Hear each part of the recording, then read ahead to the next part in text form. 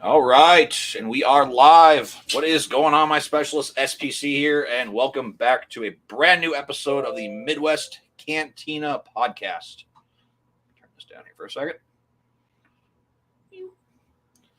So, guys, you see, I got myself a guest today, coming back once again. The longest podcast I have ever done, longest stream I've ever done here on the channel. Last time we were here, we talked about DBZ.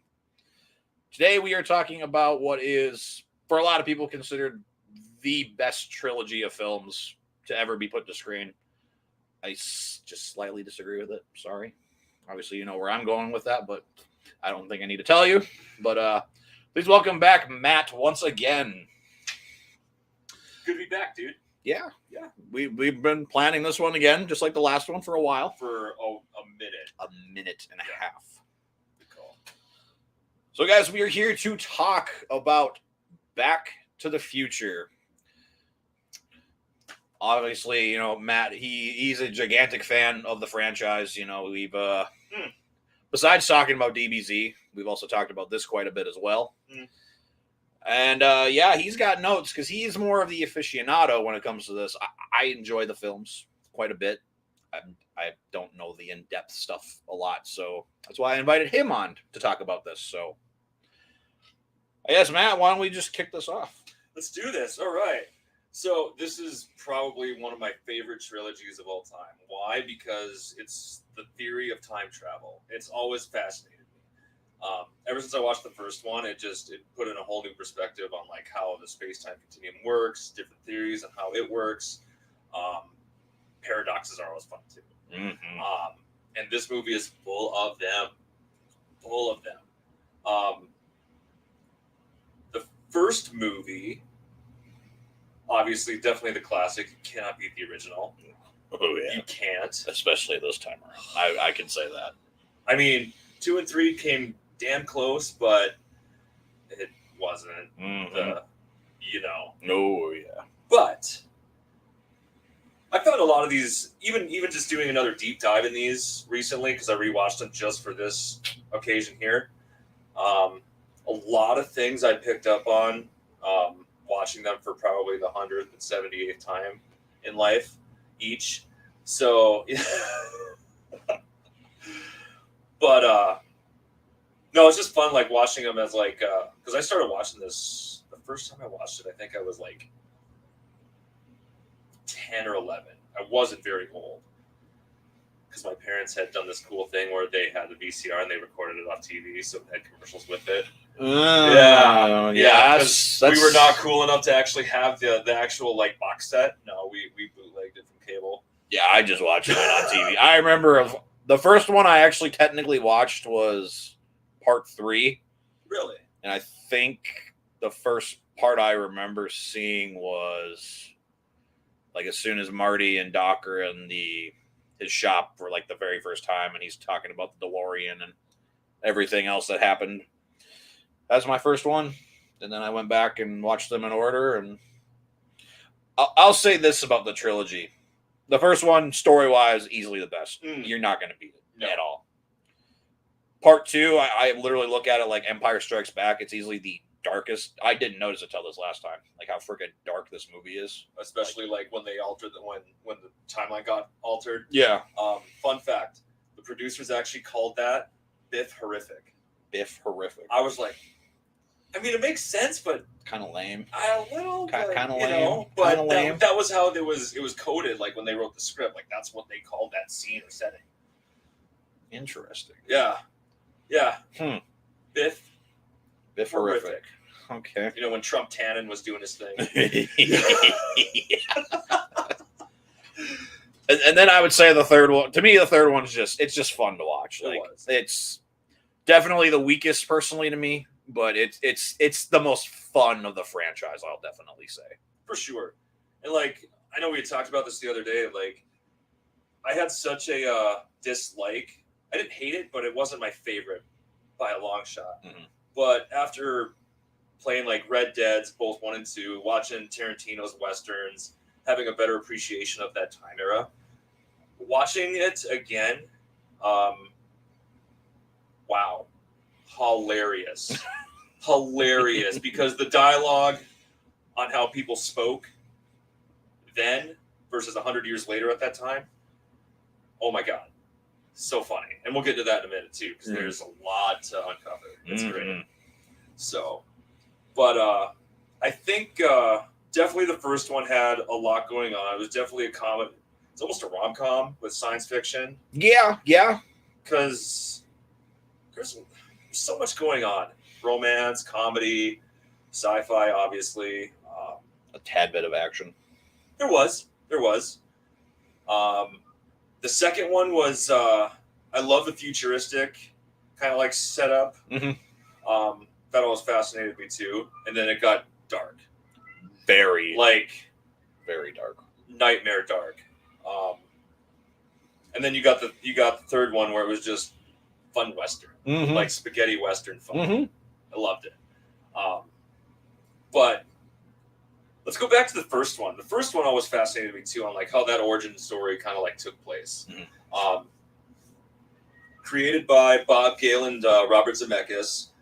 How that actually came to be was Bob Gale had stumbled onto his father's yearbook. He was thumbing through it, and he wondered if him and his father would be friends in his time area, and that's kind of where the whole idea came to fruition. And they wrote a script, and it was completed in like I think 1981. I don't know the exact date, but it was thereabouts. And they were looking at so many networks to try and pick it up, and no one was biting. Like they loved it, but no one was really like, I don't like it enough to take it. Even Disney turned it down for the sole reason that they apparently did not approve of Lorraine kissing Marty. Apparently that was a big deal to them. That's a deal breaker, hard pass. Wow. So, it's literally like a second, if that. Huh. Yep. Thanks, Disney. Yeah. Literally, thank you. I couldn't imagine what their version of this movie would have looked like. I don't want to think about it. But Universal got it, and they made it happen. So that's kind of how that kind of came to be. It's one of the funner movies that I've watched ever in life. It really is. Yeah, I would probably personally. I wouldn't put it top 20, but easily like probably top 25, top 30 films of all time for me. For sure. Easily. For sure.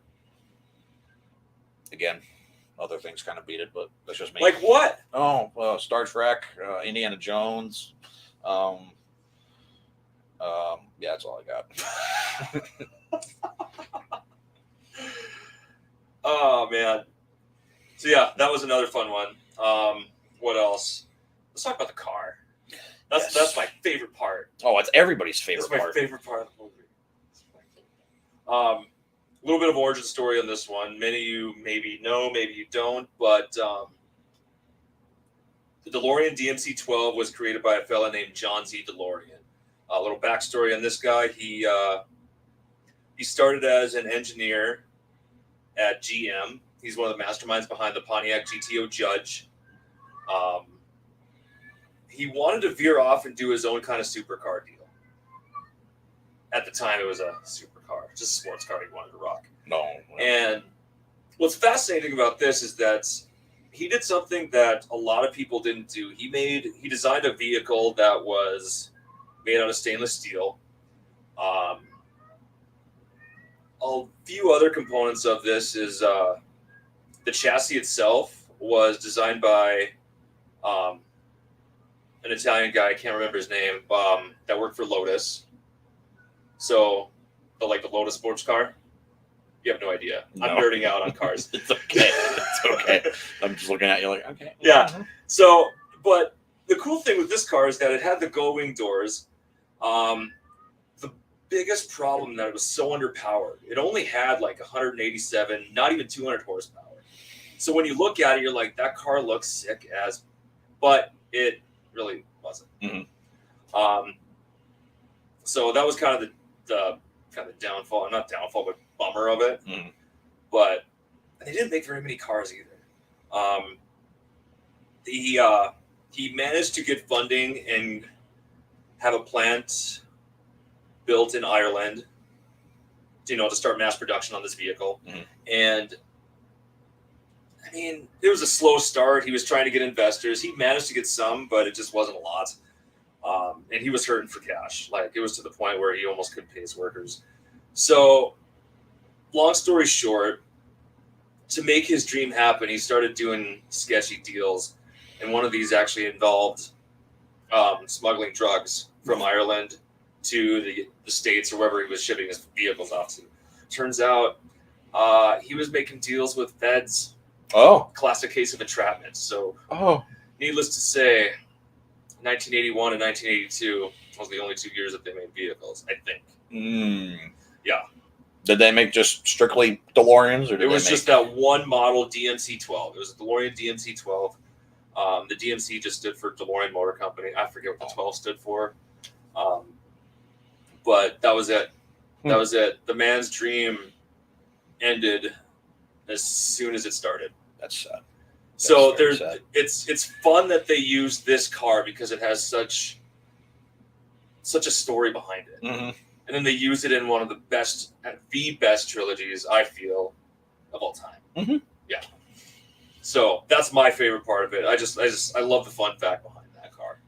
Because you were saying earlier too, there's like a movie actually like based around this whole ordeal or whatever. They kind of did a documentary / movie because they actually had Alec Baldwin and oh my god, I can't remember her name. The girl from Firefly and Gotham, Marina, starts with B. I can't think of it. But Karen, I think something like that. Yeah, and she played his wife. So I mean, like, not only were they doing the documentary part of interviewing people, they were actually doing like the actual reenactments with Hollywood actors. So I thought that was kind of neat how they kind of portrayed that. Yep. Add that to your guys' list. I'll have to, I guess, because find it on Netflix. Find it. Okay. Yep. I suppose you don't know what it's called by chance? I'd have to look. Fair enough. I'm sure if you search like DeLorean, you'll find it. Oh, I'm sure, probably. So what? You invite me over to this podcast, and all you have for me is light beer? Sorry, but that's a difficult. You're welcome. Yes. Hopefully, you guys caught that. Max beer count starts at 1. Yeah, make sure you guys keep track of the count here. So. We don't have a ticker. So what do you actually think besides like the car? What actually makes you think like this? I guess not even just the first film, but like this trilogy of films overall. What makes you think it's so historic, so popular? I think it's beautiful storytelling. Like they involve just a story of that revolves around Doc and Marty, but they add like science behind it, a scientific structure. So like they talk about the space-time continuum, time travel. Every time Doc talks, you're just like, what? Favorite character in the whole franchise. Oh my god. Love Christopher Lloyd, dude. Yep. Fun fact, no, I know you don't care. He's going to be in the new season of The Mandalorian. I did read that. I don't know who he's playing, but everybody's already said if he's not playing a guy called Mandalorian, spelt that way, they're not even going to watch it. That poor man can't escape that role. He can't. I mean, guy was in Taxi Cab. He was not Taxi Cab, just Taxi. He was Uncle Fester. No, just Doc forever and always will be Doc. He's some murdering criminal in Dennis the Menace. That's right. I forgot about that. Oh, well, he plays somebody in a movie called Pagemaster with Macaulay Culkin. That's right. I think he plays I know he plays the librarian. Yep. I think he voices the pirate book, if I remember. I think you're right. Yep. God, that's been holy. I mean, I think it's characters too. I mean, obviously, Doc, iconic, and I have to bring this up because I know I told him about this. So, like early last year, I started watching these movies with Victoria, my wife, whatever you want to word it as. She's never seen them, and I hyped them up. I told him about them, that we were going to watch them, and we got through the first film. She looked at me, she's like, Marty is an idiot. He's a 17-year-old dude. Of course he's dumb. I mean, well, I told her, I'm like, if everything in this film went perfect, you'd have a 2-minute movie. Well, why even make the movie then? A YouTube like, short. Why? Yeah, basically a short YouTube video. Like, you need conflict in it to make it a movie. She hates the clock tower. That's her biggest gripe about this entire franchise. Why? I don't know. What's she got against clocks? I don't know. We have one. Many. They exist. Digital. Forever. Yeah. And always. Yeah, everywhere. The clock tower. Like, I laughed the hardest, though, when we got to part 3. And as soon as he walked into town, and as soon as he looked over and saw them building it right away, she looked over and she's like, it's that goddamn clock tower. like not yet, but it's going to be. That's just a fun little fact. I like giving her shit about it because, like, I love these movies. Like we said, they're so fun to watch. The characters are just fun and engaging. They're freaking hilarious, depending on how you want to watch them or what you pertain to be funny, I guess. And spoiler alert, they time travel. Dude, these movies are 30 plus years old. We'll fucking watch them. Bro. 2015 is definitely not what they thought it was going to be. A couple things, right? Couple things, not many. Hoverboards. Our hoverboards suck and blow up. Fun fact. Okay. When 2 came out, the producers actually went on video, or they went on record and said that they exist. Hoverboards actually exist, and the public went nuts. But they also said it like trying to not lose their shit laughing. No. Oh yeah. But people bought it. And they're like, where do we buy them? And they started flooding like KB Toys, Toys R Us, blah, blah, blah. And the whole time they're just sitting, these people dumb. You got to give props to that, like, trolling. Oh, yes. You know. But. Yeah. I think the other thing, too, I think that just makes these fun is just, like, the time periods they decided to go to. Because, like, I don't know a lot about the 50s. So, like, that's kind of my general knowledge of what's I know of. Like, Ronald Reagan being an actor back then. Milkshakes. 5-cent gas. Yep. 5-cent Pepsis. With the bottle thing on the gas pumps. Take a tab. Can't give you a tab unless you order something. Mm-hmm. Give me a Pepsi free. I can't give you a Pepsi for free. You want a Pepsi, pal. You want to pay for it. This guy is not impressed with Marty, and I love him. It's so He's great. Just like, dude, I've murdered you like 5 times already just in this encounter. One part that always makes me, I don't know why I always laugh, and I always got to quote it, is when Goldie, the guy who ends up becoming the mayor in the 1985 version here. 1955, he's just working in a diner, and he's just cleaning stuff up. He's just basically a busboy. And he hands him, well, it's all right, you can start by cleaning up the floors. Mayor Goldie Wilson. I don't like the sound of that. I laugh and I quote it. Oh, God, it's so good. You know, watching this again, too, it's funny you bring that up. So that's when I kind of like came to this. I started like kind of keeping tabs on it. I won't say there's racism in this movie set, but there's definitely race involved.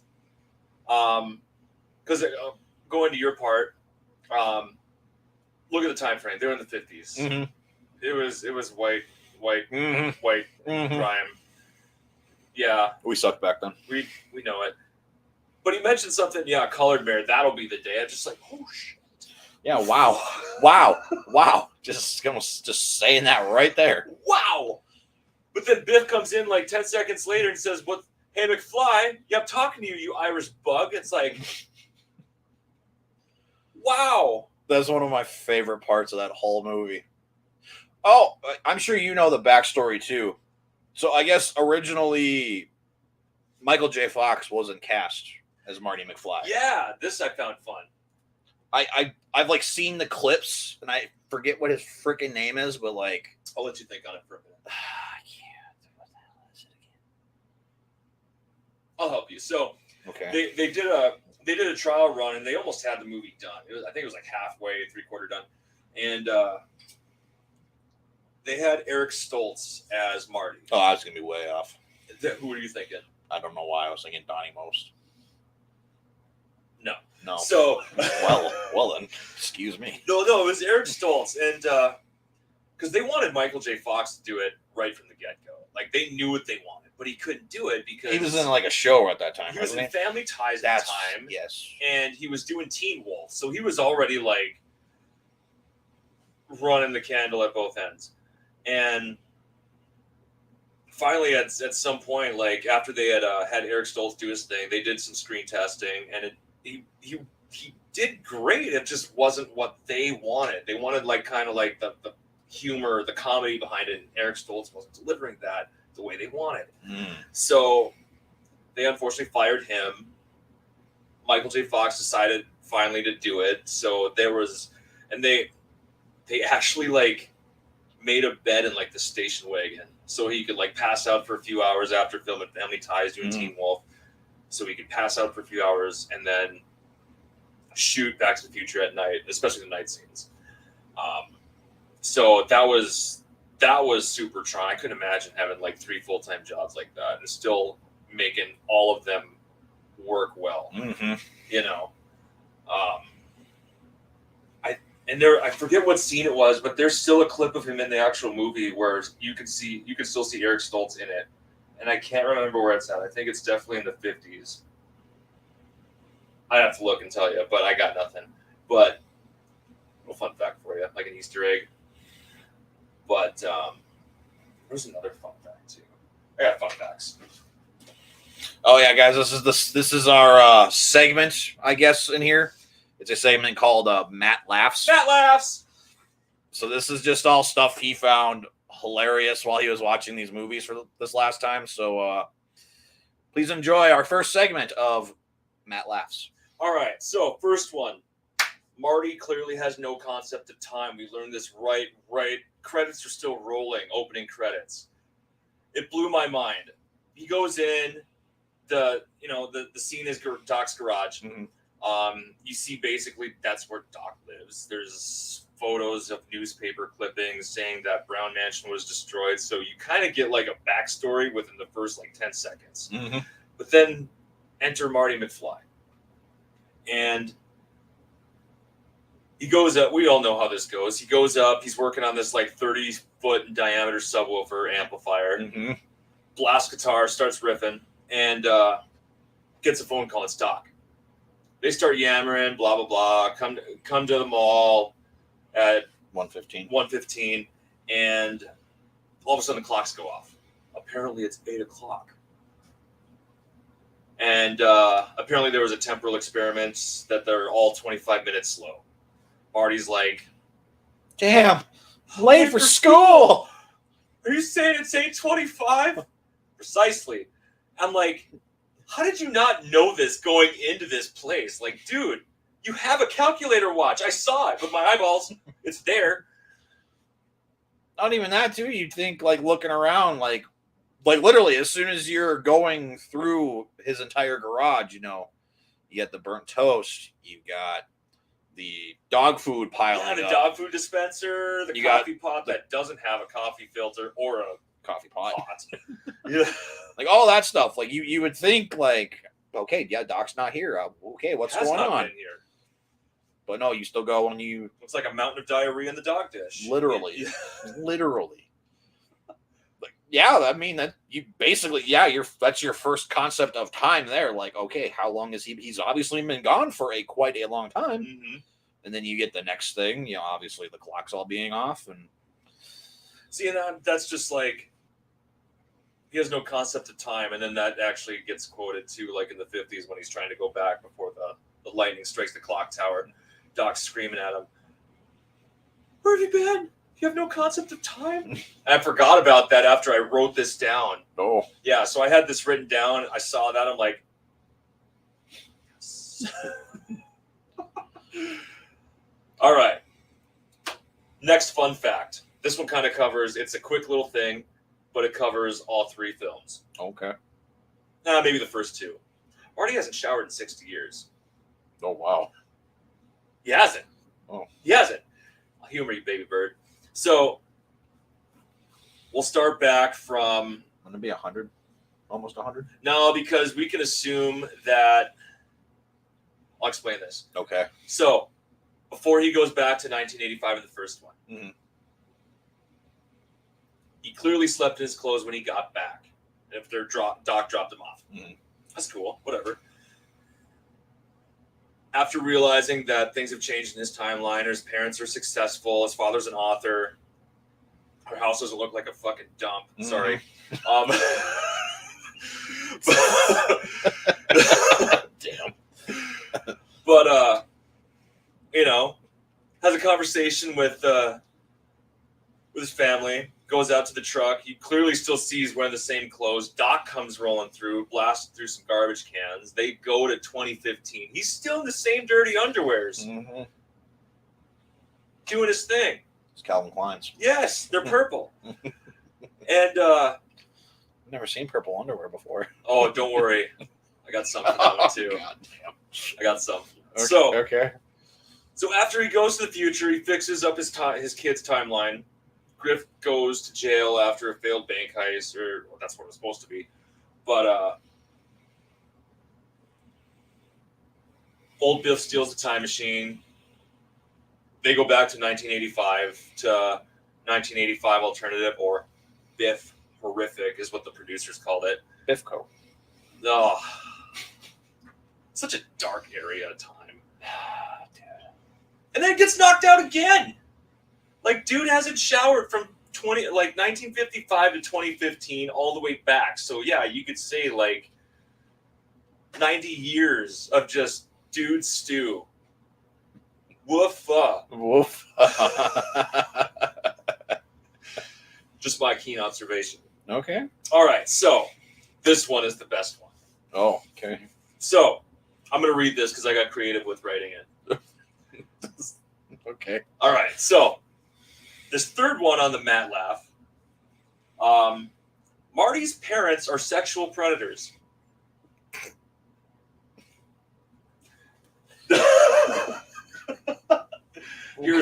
Here's why. Okay. The 1955 variants are perverts. George is seemingly bird watching, but is watching a lady undress. Pretty sure it was Lorraine's house, and I watched how this setting played out. The way he fell off the tree, and the way that the tree was facing, and then after Lorraine's father yelled at Stella because he hit another damn kid with his car.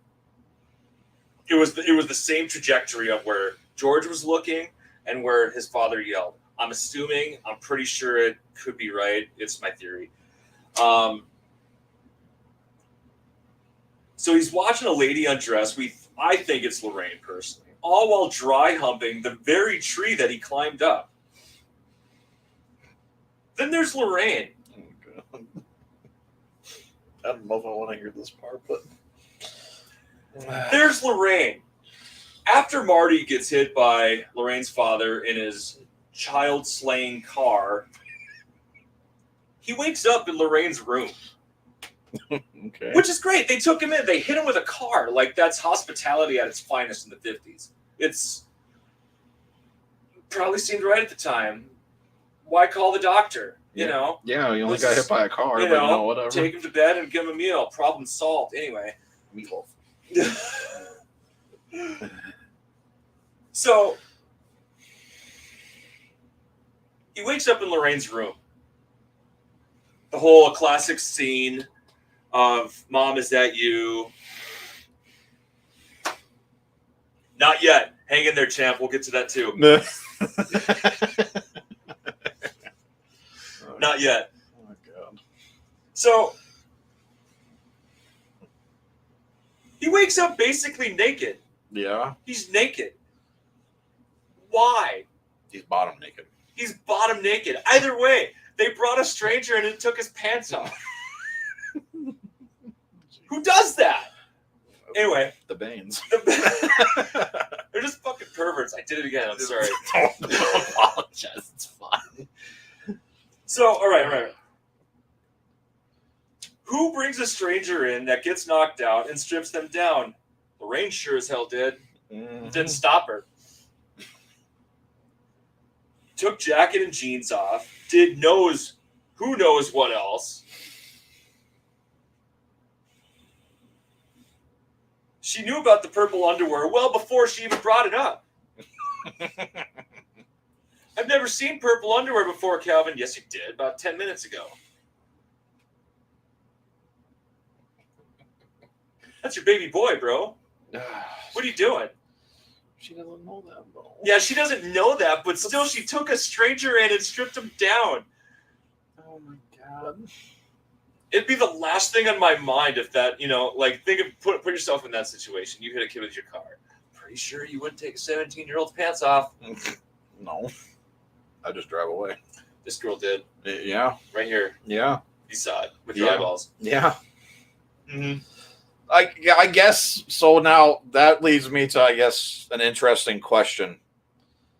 Why would she have done that with Marty but not with George to lead up to this crappy future that they have? For all we know, she did.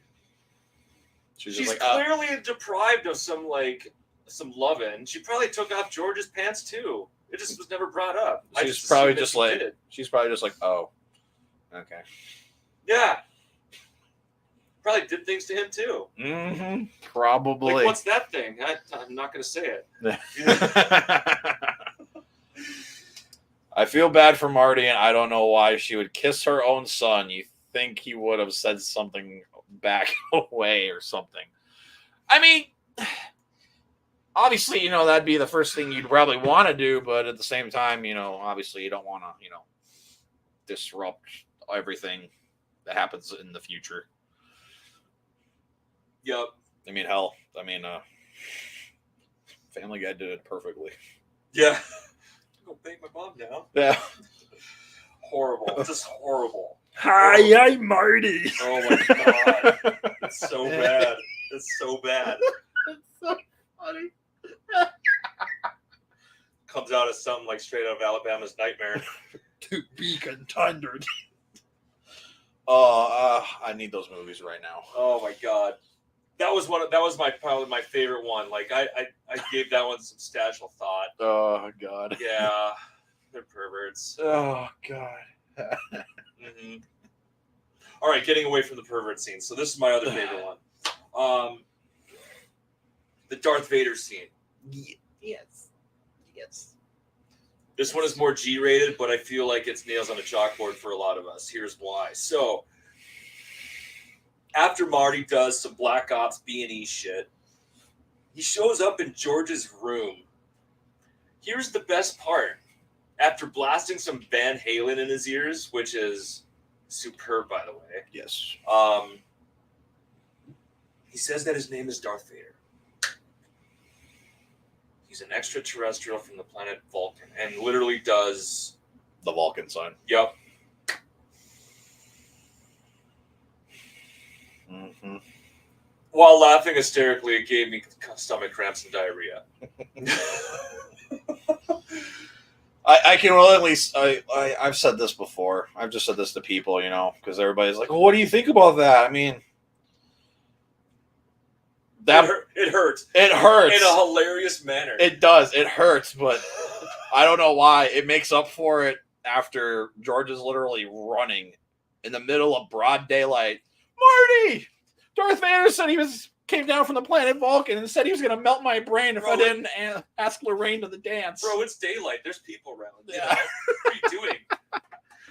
Oh, it made up for that. I'm like, okay. You're going to get lobotomized. This is the 50s. You're basically killing your... Anyway. I will accept this as it is, but so good. It was. But cringe, because it hurts. It hurts me. It did, but it felt good at the same time. It did. It's a pleasurable pain. It makes me laugh. Yeah. But in an awkward, bad, good way. Mm. Just like that. Next one. I just talked about this upstairs. One of the deleted scenes, and there's a couple good ones. My other favorite deleted scene was right when Marty was hooking up the camcorder. And he was playing the video for Doc on kind of how he got there. Before he does that, Doc was going through a suitcase that 85 Doc packed. Mm-hmm. He's going places. He's prepared to travel. Went through it. He found a hair dryer. What's this? It's a hair dryer, Doc. Huh? Don't they have towels in 1985? Like, clearly they do. But old Doc is pretty, careful about his hair. He's old. He's taking care of it. Good for him. Mm-hmm. Pulls out some underwears. They're boxers. Another surprise to Doc because he's like, I thought we'd all be wearing disposable paper garments in 1985. No, at all. No. Mm-mm. Far from it. Imagine that. Paper underwears. You imagine it. I don't want to. It's already there now. But the best part was the Playboy he whipped out. This was the best part because it was one of two things. One, Doc is just like, oh, future's looking pretty good. Real good. What's funnier about that is that old Doc already had this ready to rock. Like, he was going to go do his thing, see some sights in time, and then go back to where he's camping out and crank one out. Dude knew what he was doing. He was prepared. So Doc is also basically a pervert. Pre-Pornhub era. Okay. Okay. Oh, good. So, yeah. I think that's all I had for Matt Laughs. There was outtakes and deleted scenes, too, but there's a deleted scene called She's Cheating, and this is when Doc and Marty were roaming around the high school, and they actually found where Lorraine was, in a class. Mm-hmm. And Marty's like, that's my mom. Doc's like, cool, that's great. You see her rubbernecking onto her classmate, like, dude, like, it's painfully obvious that she's cheating, and Marty made a note of it, just like, dude, she's cheating. It's my mom. But then there's an outtake. The same thing. Oh. It had Cheech Marin vibes written all over it. Marty comes rolling through with suspenders and glasses on, smoking a cigarette. And he's just like, I won't spoil it, so you should just go on YouTube, watch it. It's hilarious. The bitch is cheating! Oh my god. And then he pounds on the door, hey bitch! Oh my god. Like, they did so many things right. So many. I've never watched the deleted scenes. Oh, dude. I've had the box set of DVDs when they came out in 2002. Mm-hmm. I watched everything that thing had to offer. I need to, because I know we talked about, we were thinking about doing it, but I really think I want to go through and rewatch them, but have the commentary and everything on too, just to kind of get a new perspective on how why they did this, why they wrote this scene the way they did, why they casted this guy, blah blah blah, all that fun jazz, all the fun behind the scenes stuff. And I mean, what else can you really say about the first film that nobody said? I mean, literally, it's a classic. It's honestly, I know for a lot of people, I don't have any problems with it personally, but it's the definition of a perfect movie. I would give him a newer truck on what people say is the best. Easter egg, you're welcome. God damn it. See, that's why I brought him on. You're like, what? Why that? Oh, yeah. That's why. Yeah. See, I know the behind the scenes stuff of this. This is news to me. So yeah, now we get to the second film. I'll be honest, for years, this was probably my favorite because I just like the whole going back. They're going to the future. It was the concept of it because you don't know. This is a total guess. Mm-hmm. They could be right. They could be way off. They kind of were right on some things, but way off on others. I haven't seen Jaws 19 yet, though. So. I haven't either. Fun fact, it was directed by Steven's son, Max. I did see that.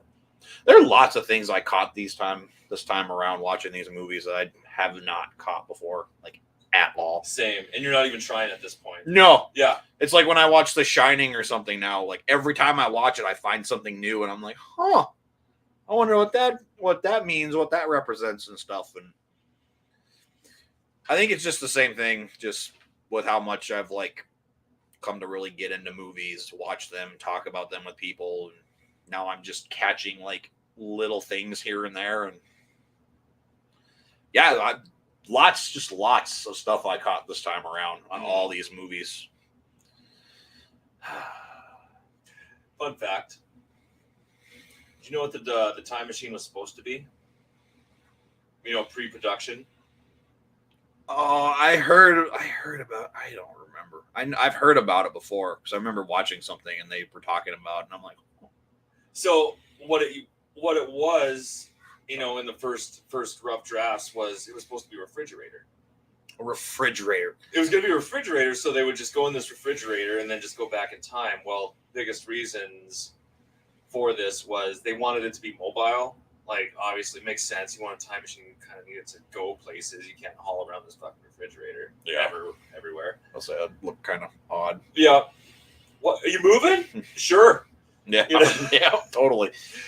But the biggest reason was they didn't want children to get locked in the refrigerator because they'll see it, they'll reenact it, and, well, you know, let's just say parents aren't home.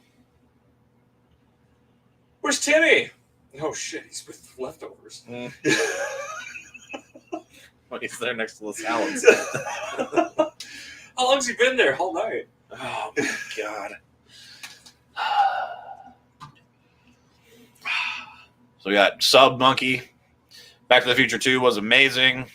Also, like the futuristic stuff in Back to the Future 2 looks amazing, and there were flying cars everywhere. That's the other thing I'll say. Like, even the CGI for like the time is pretty impressive. I mean, I guess personally to me, I wouldn't put it on par with like Jurassic Park. You can't. Those are total different levels. Oh yeah. But at the time, they were definitely state of the art, Mm-hmm. and for it being the '80s, that's pretty damn good.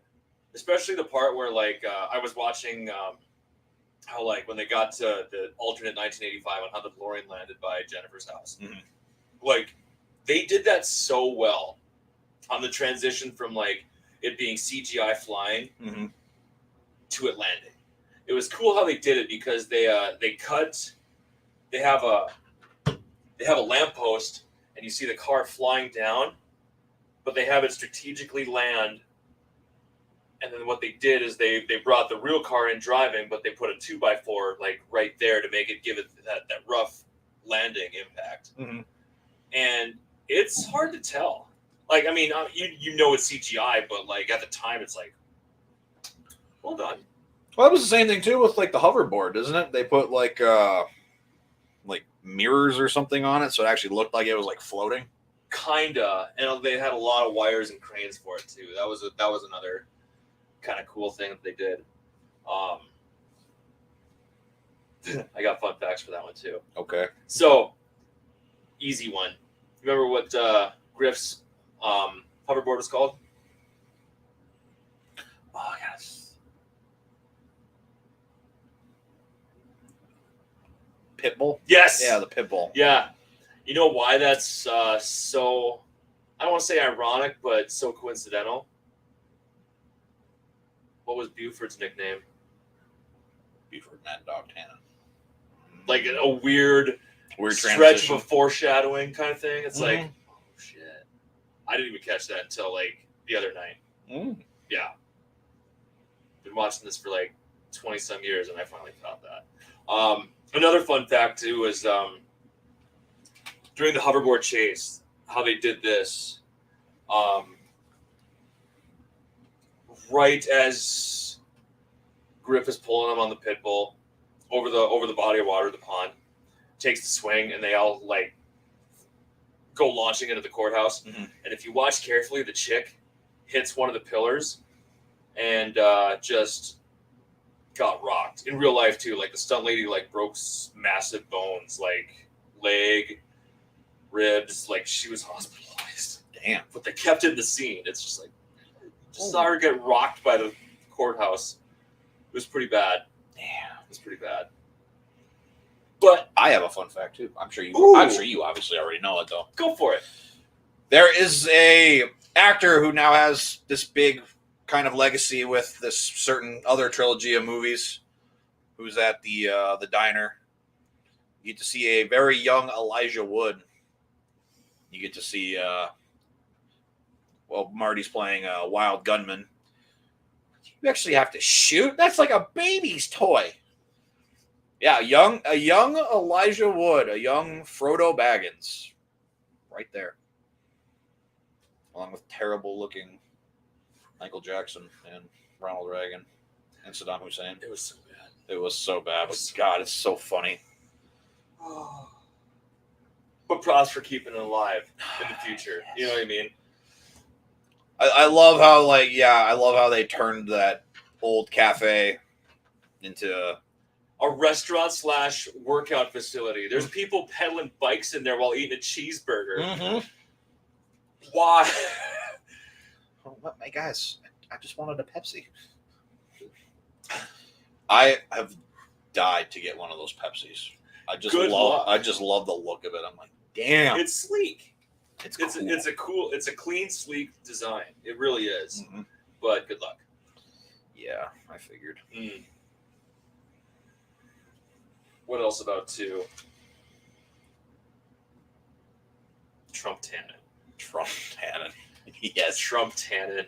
That's basically what it's based off of. Oh, it's definitely just the look too, because it's not. I don't feel like it's him personally. I'm not going to get into that politics bullshit, but definitely like the whole like facial structure, the hair, blah blah blah. It's just like it's Trump. Yeah, if it's not, then it's just a coincidence. But come on, that's not. It's him. It's him. But it's another fun one. That whole Biff Horrific. I can't believe that's what they called it. Like I get it, but why? You definitely need to find like the fun stuff because like I said, this chapter, especially the whole, obviously, of course, the whole 1985 thing. It's so just dark and honestly like just. I was going to say macabre, but that's definitely not the word. For whatever reason, I'm thinking of Texas Chainsaw because that's what they talk about in there. Dreadful. That's like, there you go. Like dread. Like that. It just has this like. The farther along it goes, you're just like, oh. You just sink lower in your seat, and you just get more and more sad, and you're like, I don't want to watch this anymore. So let's talk about this because this will set a lot of tones for this whole movie, and like even part 3. So Crispin Glover didn't reprise his role as George McFly. Mm-hmm. They wanted him to, like they really wanted him to, but his price was too high, and he stood by it. So they killed him. They killed George. Fuck him. Yeah, pretty much. So yeah, they killed off the dad because, I mean, with any actor like that, they wanted more money and they just didn't. Mm-hmm. Just didn't pay him, and they stood by it. They both stood by their own stand. They stood by their own like belief on that. So they wrote George McFly out like he was still a crucial element of the story. But they just killed off his character. That's why, like, when we're watching them and he's suspended, the suspended animation. Oh yeah, he's upside down. But when he's upside down because he threw out his back or whatever. Yeah. Out at the golf course. Yeah. You know. Yeah. But that's how they strategically had him in the scene is because they had them upside down, so it would be harder for the audience to actually realize that it wasn't Crispin. Mm-hmm. So I thought that was kind of neat. And then they obviously killed him in the alternate 1985. So that I thought was cool. And then if you get to like part 3, like towards the end, he's also standing in the background when his brother and sister and mom are clearly right by him, but George is in the back. Like, I get why they did it, but it's just like, dude.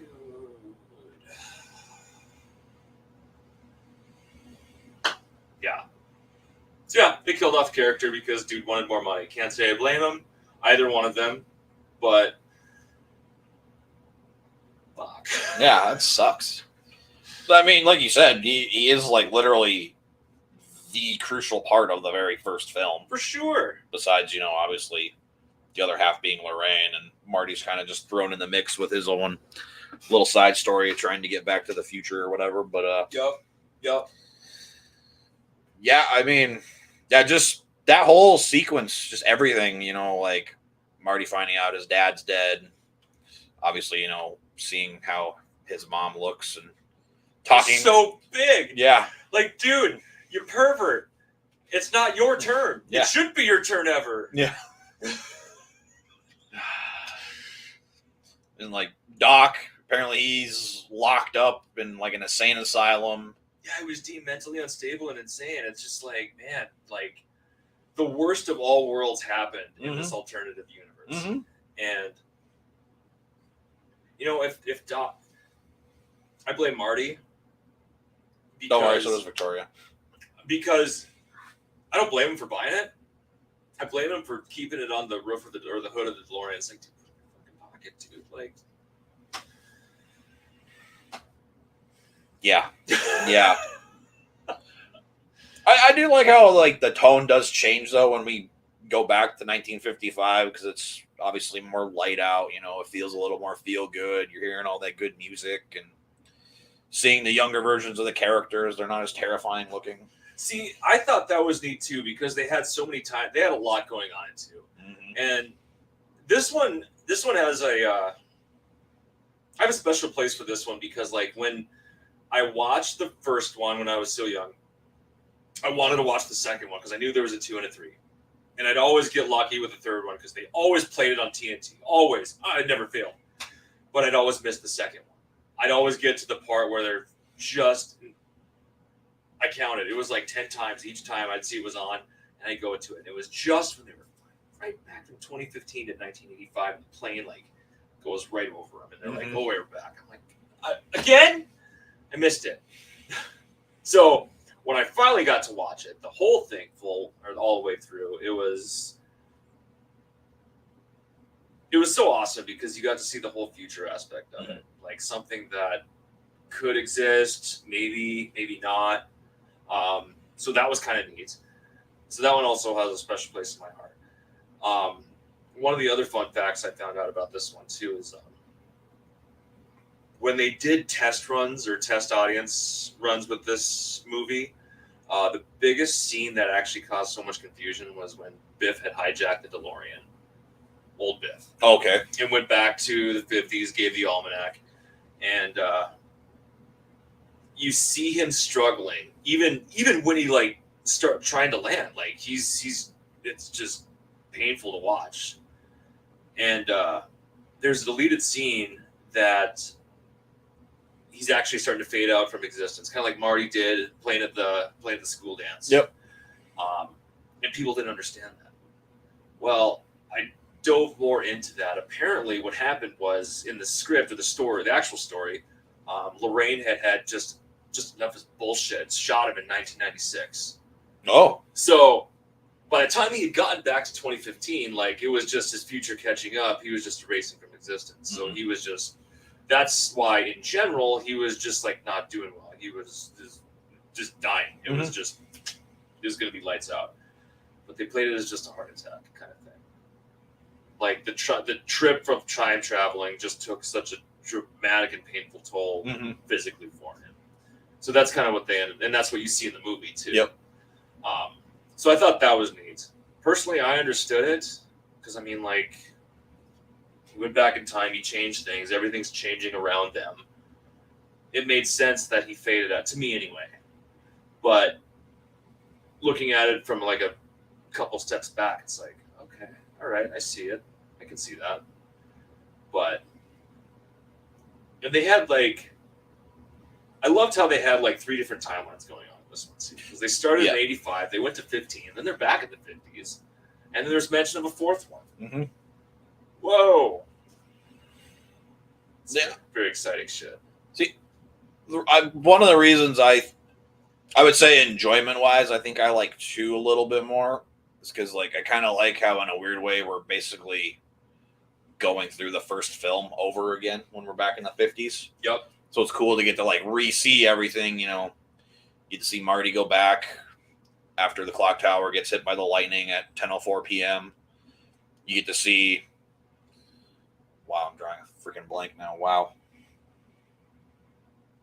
Oh, you get to see Marty back at the dance where he's like starting to fade away and everything. And that was just it too. Like you got to see the first one from a little bit different perspective, all while proceeding with caution because there's 2 of Doc and Marty there. And you saw too, like when he was walking the parking lot after Biff trying to get the almanac, he bumped into Doc's car with Marty, the first Marty, and Lorraine in there. He's like, oh shit, and ducks down. Like, dude, like that was stealth at its finest. It was horrible, but I mean, like, you get the point of what they were trying to do. Shoot, even Doc had himself. He was just talking to himself. It's crazy that sounds. He did. It's almost a play on like why he got sent away. Almost. Yeah. That's another thing too I wanted to bring up. So, Matt laughs. Matt laughs part 2 now. All right, so this one's fun. All right. I get a kick out of the fact that they just dumped Jennifer's body right there in the alleyway. She'll be fine. Like just OD junkie. Like, she's fine. She'll be fine. Who does that? After all your laughs, I want to get back into that because that's something I've always been curious about too. Like, we'll put a pin in that. Okay. And then they just leave her on the porch too. Yeah. In the crappy future. These dudes are like, she's fine. This is a 17-year-old female, teenager. She's fine. Yeah. I mean, I'd feel more safe with her in 2015 than the alternate 1985. But like, yeah, but they didn't know that at the time, though. Yeah, Marty was starting to try. He unbeknownst to him, he was putting puzzle or pieces together. Like, I don't remember bars being on these windows. So like things were obviously different, but he didn't know it. But yeah, just left her there, right there in the alley next to laser discs. Woof. And petroleum. Yeah. Or plutonium, sorry. That's fine. She'll be good. She'll be fine. She's good. She's fine. Just total recall reference. Go out there, boob. It'll be fine. Yeah. Good. Yeah. I got a kick out of this one too. Like, Biff made it abundantly and painfully clear that it costed $300 to fix his car after he hit the first manure truck. Like, I think he mentioned it costed $300, like at least 7 times. Yeah, because he does it in the future. Yeah, and he does it about 2 or 3 times, I think, in the past, back in the 50s. Yeah, it's like, dude, we got it. Let's just move on. Okay, we're gonna say it again. All right, great. Oh my god, like, guy, I get it. All right, so this is my second to favorite fun fact. Okay. Of Matt laughs. So, I don't know how Biff doesn't have psychological damage and trauma. Here's why. I'm about to say this doesn't sound like funny to me. It's at the start of it. It's just, I thought it was funny, but he's just trucking along, doing his own Biff thing, This guy's seen a flying DeLorean twice. 1985, 2015. He's crashed into a manure truck multiple times, twice to be exact. Seen different variants of Marty, so especially after the school dance, when he was calling him a chicken, the first Marty busts out, slams the other Marty with the door. He clearly saw it happen. Like, wow. It's just... Yeah, he just walks on by and he's like, huh? Yeah, that's mine. Like, oh, yeah. Yeah. All right. It's just, after all this, psychological trauma with the McFlys, it's just like, dude, no wonder you're such a wiener and you buff cars for a living. Like, you've reached this point of just... Yeah. I take that back. Flying DeLorean 3 times. The third one was when he was chasing Marty in the tunnel. Oh, yeah. And when Doc got him with the cable, or not the cable, but the decorative flags or whatever. Doesn't matter. Oh, yeah, the flags. The rope. Yeah, okay. But yeah, that was the third time. Looked like probably something from a UFO. He's a kid in the 50s. You could have told him, I saw a guy walking up a wall dressed in a red and blue spandex suit, and he would have bought it. Can you imagine him trying to tell this to people? People look at him as a butthead. He would have had a cool jacket that went this way. Yeah. Yeah. All right. Here's my last one. Okay. I saved this one for last. Okay. All right, so we all know how in the first alternate 1985, the one that Marty corrected after he goes back to 1955 the first time, how George and Lorraine end up getting together. He lays out Biff, right? Mm-hmm. So after that had happened, but I caught this on the second movie. You see them walking away, George and Lorraine and Arm walking away. You see Marty from afar looking at a photo. He's clearly losing his mind because he's going to be erased. So he trucks off. The Marty from the second movie goes over and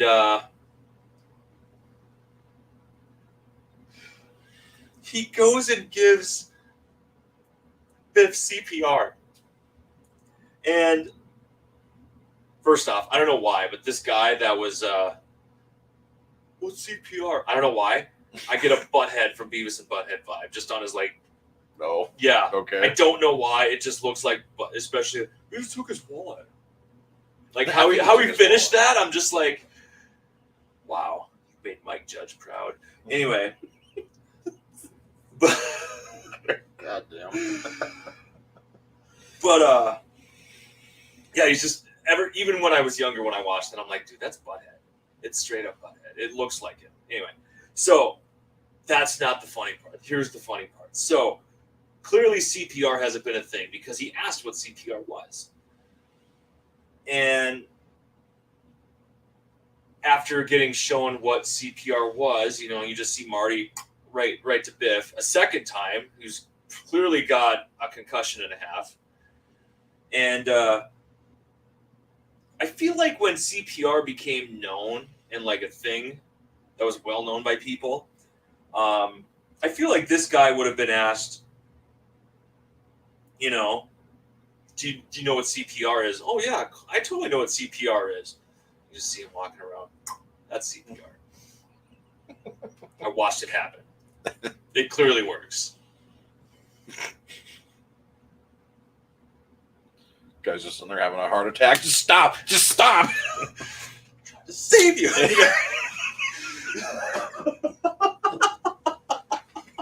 Jesus God. Flip, damn it, you know, just knocking him out in the face. Oh. So yeah, and just one of those things, I'm like, oh my God, this man, when CPR becomes a thing, he's going to start walking around thinking he's doing the greater good and start wailing on people.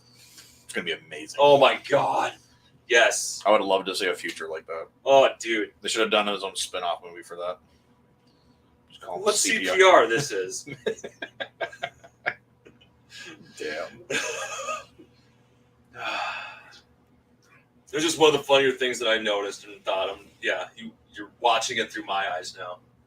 You're welcome. Thanks. Mm-hmm. Matt Laughs, everybody. Matt Laughs. Matt Laughs 2. Yeah. We got Matt Laughs 3 coming up here next. Mm-hmm. Mm-hmm. So I guess I didn't ask you for the first film. I guess to ask my first question before we move on to the next film is the whole recasting of Jennifer. Ooh. Because, like... Go on. That chick from the first movie... Claudia Wells. I know I've seen her from something before, but, like, after watching the second and third film again, earlier this year, I was watching a movie called Hollow Man with Kevin Bacon. And Elizabeth Shue. Yeah, and she was in there. For like the first hour of this movie, I'm sitting there like, I know who this is, but I cannot picture her face. So I had to go on my letterbox and I clicked on her face. And the last three Back to the Future showed up. So I clicked on it and I'm like, what the hell? But then I clicked on the first one and I'm like, that's not her.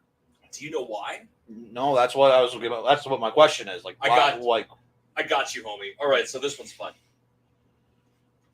So, Claudia Wells did a phenomenal job doing Jennifer.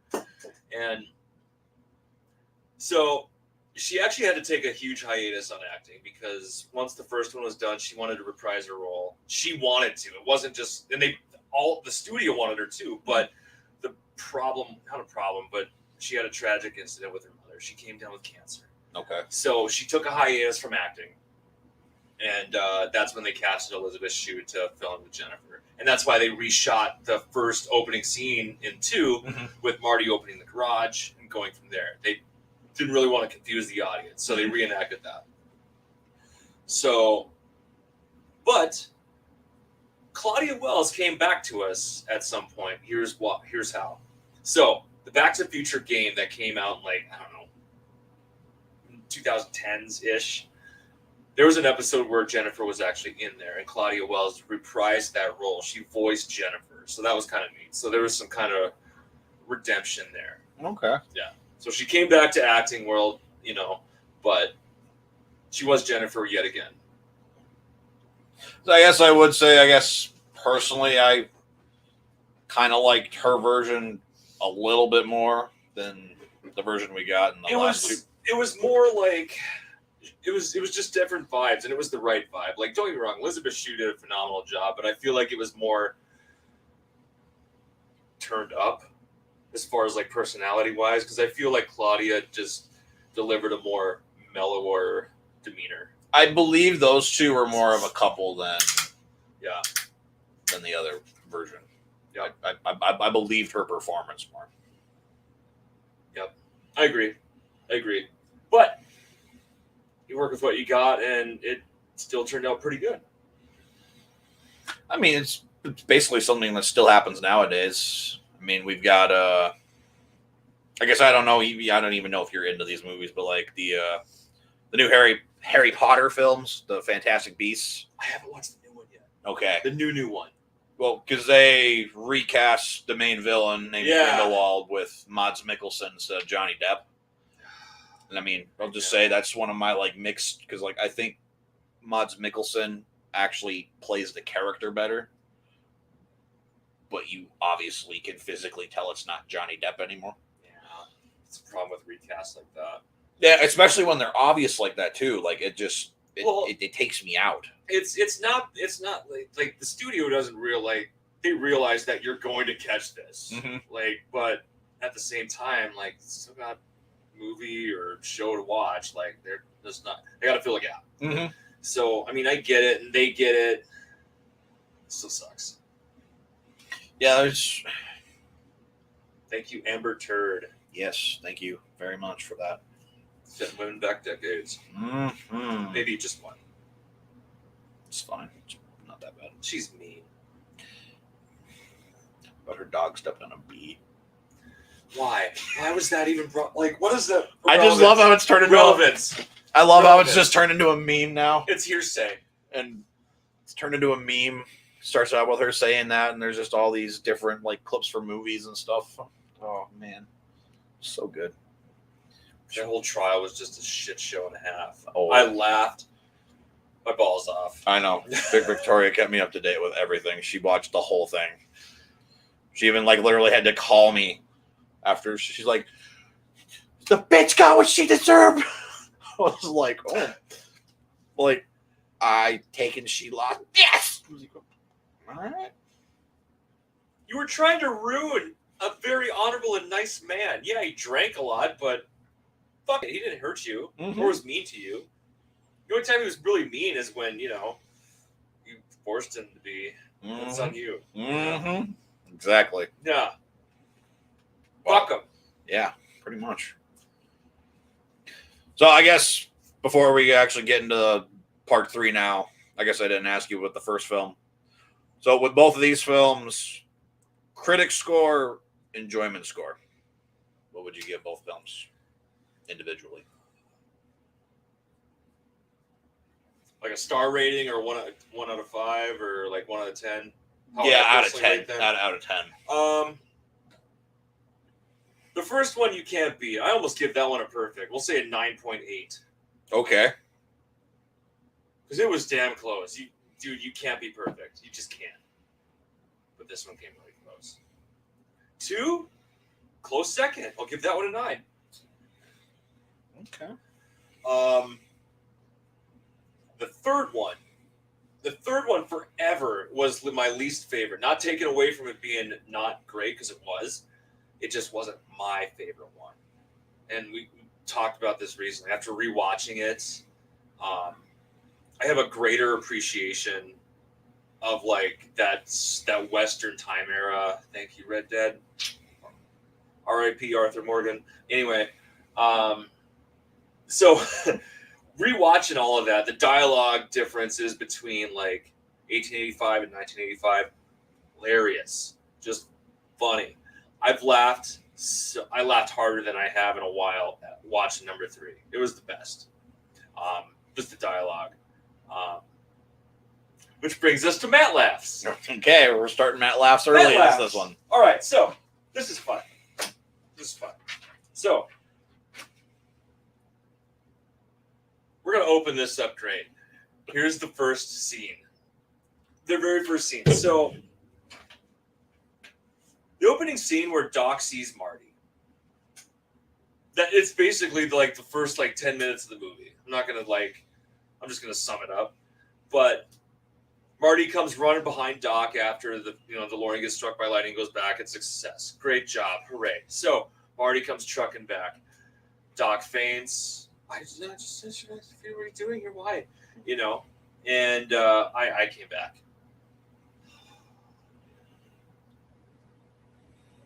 Doc wakes back up to howdy doody. Hooray. Starts making a verbal, like a recording saying that the experiment was a complete success, blah, blah, blah. But he couldn't figure out how he got home. And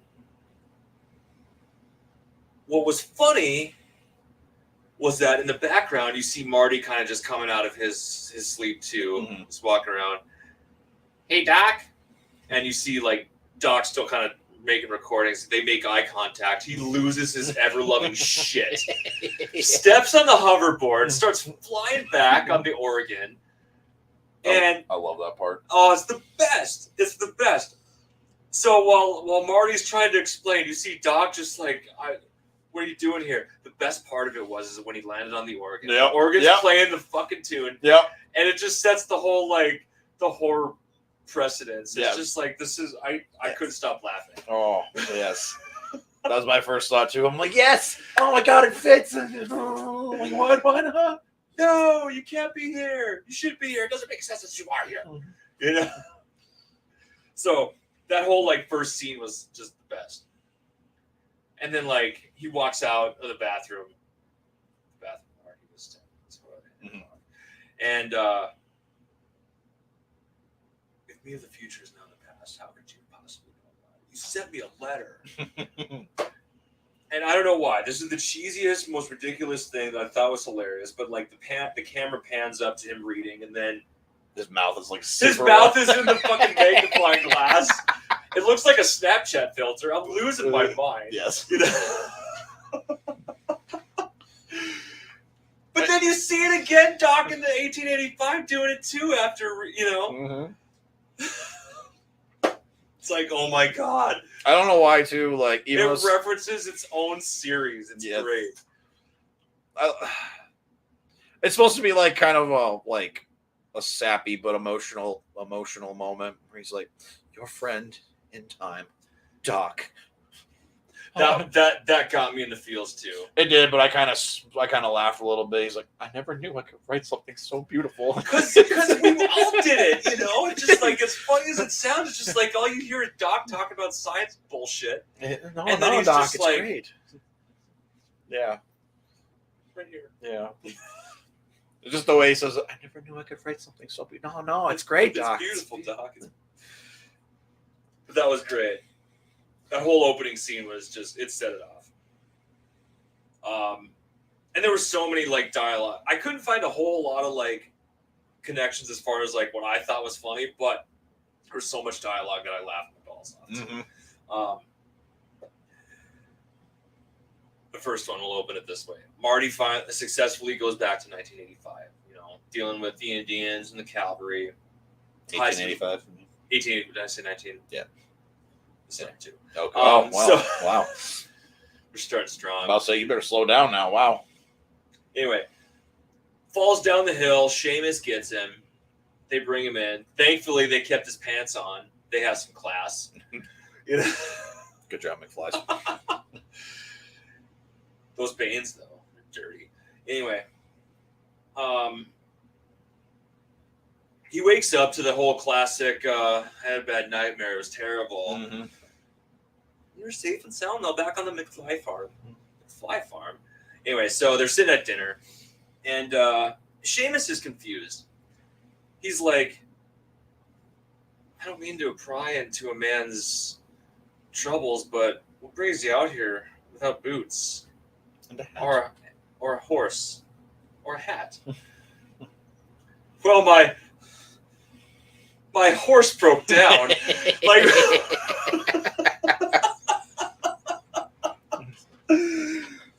oh my god! I guess I forgot about my hat. The horse broke down thing, like that was another pause worthy. Like something so small and dumb, like I can't handle it. Yes, you know. So good. All right. Next Matt laugh. The whole part where he walked into the saloon. That whole like scene. I didn't know the circus was in town. And this goes back to that whole like not racism, but definitely involves race. Must have got that outfit off of a dead Chinese. It's like, dude. I mean, it kind of does. I mean, like, look at the times. It makes sense, but you're just like, as we sit here in 2022, it's like, wow. I shouldn't be laughing. I'm laughing. I don't care. You put that in a movie nowadays. Oh, not a thing. Game over. Canceled. Yes, immediately. Yeah. But then, Buford never disappoints. Any Tannen never disappoints as far as their intelligence or lack thereof. I will say, I actually would probably say he's probably the best actor in this entire trilogy because he does like the same character almost, but they're assholes. They're totally different people. Yeah. I will personally say this is his best performance in this entire trilogy. It is because like he plays this huge, gigantic dick, but like in reality, like all of his cast, the producers, all of them, he's just like this gentle giant. Like this is out of his. He's this guy, but then he's just this guy in the movie. Mm-hmm. Like it's just, and he just nails it. And there's even a scene too, like in Biff Horrific when he was Trump Tannen. He's just like, he had said a quote. I don't remember what the actual quote was, but he's like, "I'm just kidding. I'm actually a very nice person." But he's still got the old Biff makeup on. I'm just like, I can't believe you. I can't. I want to. It's hard. I can't. It's hard. I can't. But Tannins and their way of thinking are just, it's the best. It is. Because when they walked into the saloon, they see what they thought was Seamus. It wasn't. It was Marty. Oh, you're not Seamus. You look like a no with that stupid hat. You kin to that hay barber? Like, I didn't catch that for the longest time. But I did on this rewatch. Like, okay, are you kin to this hay barber? Clearly he's asking, are you related to this farmer or this rancher? And you got Marty like, huh? With an immediate aggressive response of, what's your name, dude?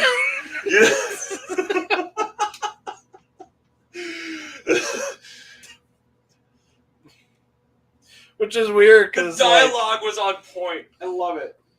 Which is weird because like he says "dude" in this part, but like during the second act when they're at the dance, or not the dance, the town festival. Yeah, he's talking about how he's gonna face Marty or Clint Eastwood. By the way, the real Clint Eastwood loved that his name was referenced in that. He loved that shit. Clint Eastwood Ravine. Mm-hmm. He loved it. He loved everything about it. He was on board. Anyway, that was cool. But he's talking about how I'm not up for this today, so I'm gonna have to forfeit. Forfeit? What does that mean? It means that you win without a fight. He can't do that. You can't do that. He knows how to say "dude," but doesn't know what forfeit means. Yep. Oh, he can't count either. Oh yeah, he can't count. He can't count. 6, 7.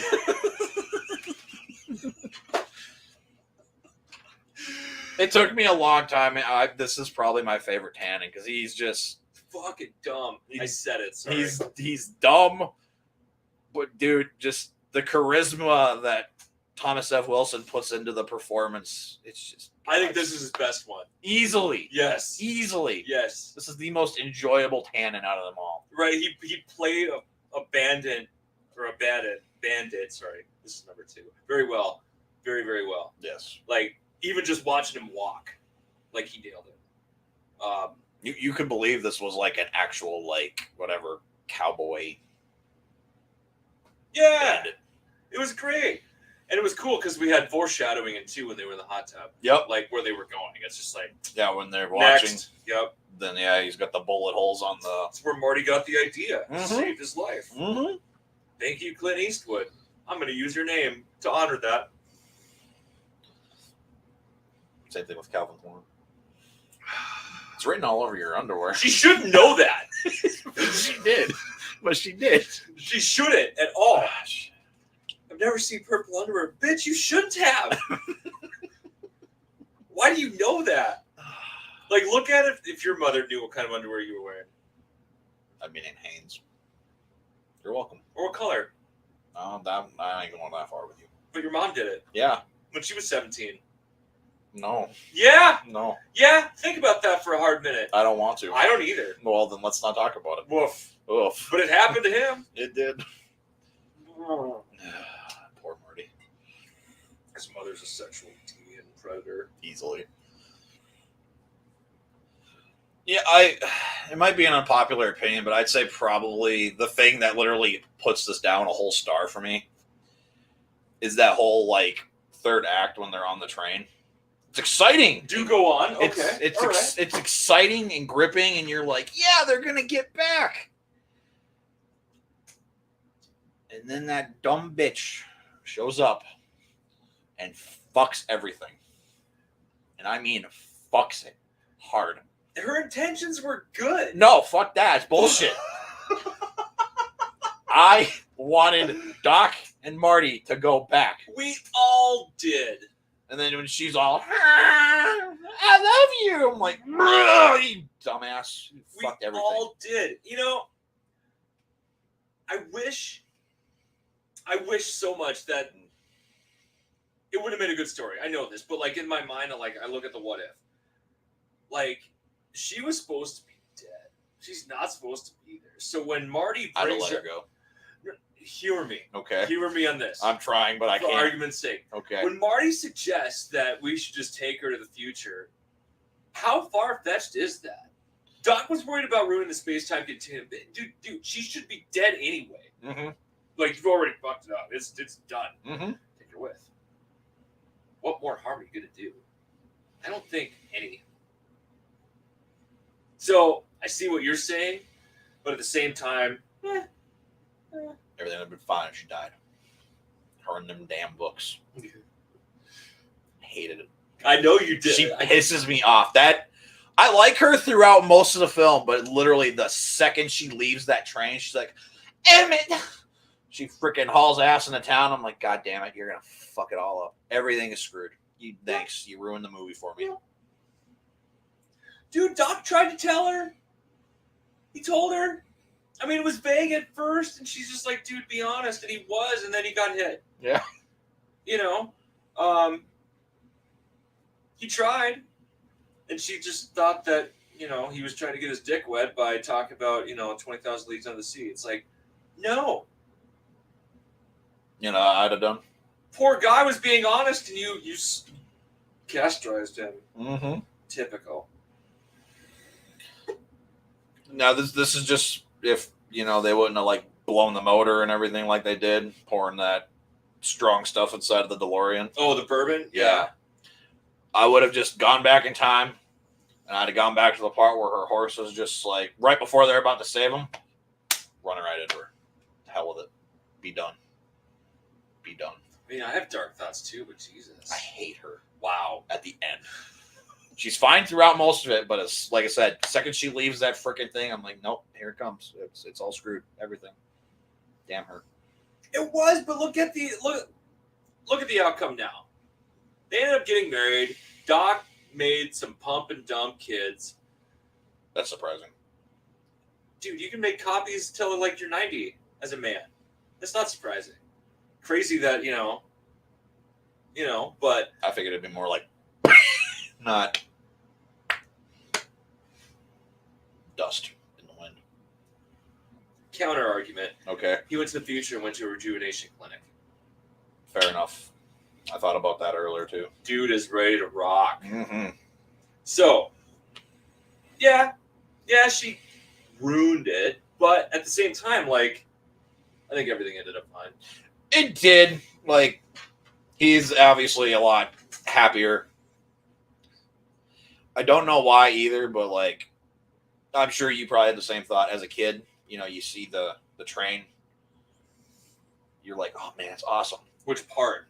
When the train comes back, when they like Marty gets the picture and everything, and let him know. The DeLorean graveyard? Yeah. Yeah, okay. I don't know why the last like 3 times I've watched, I'm like, God, it's so stupid.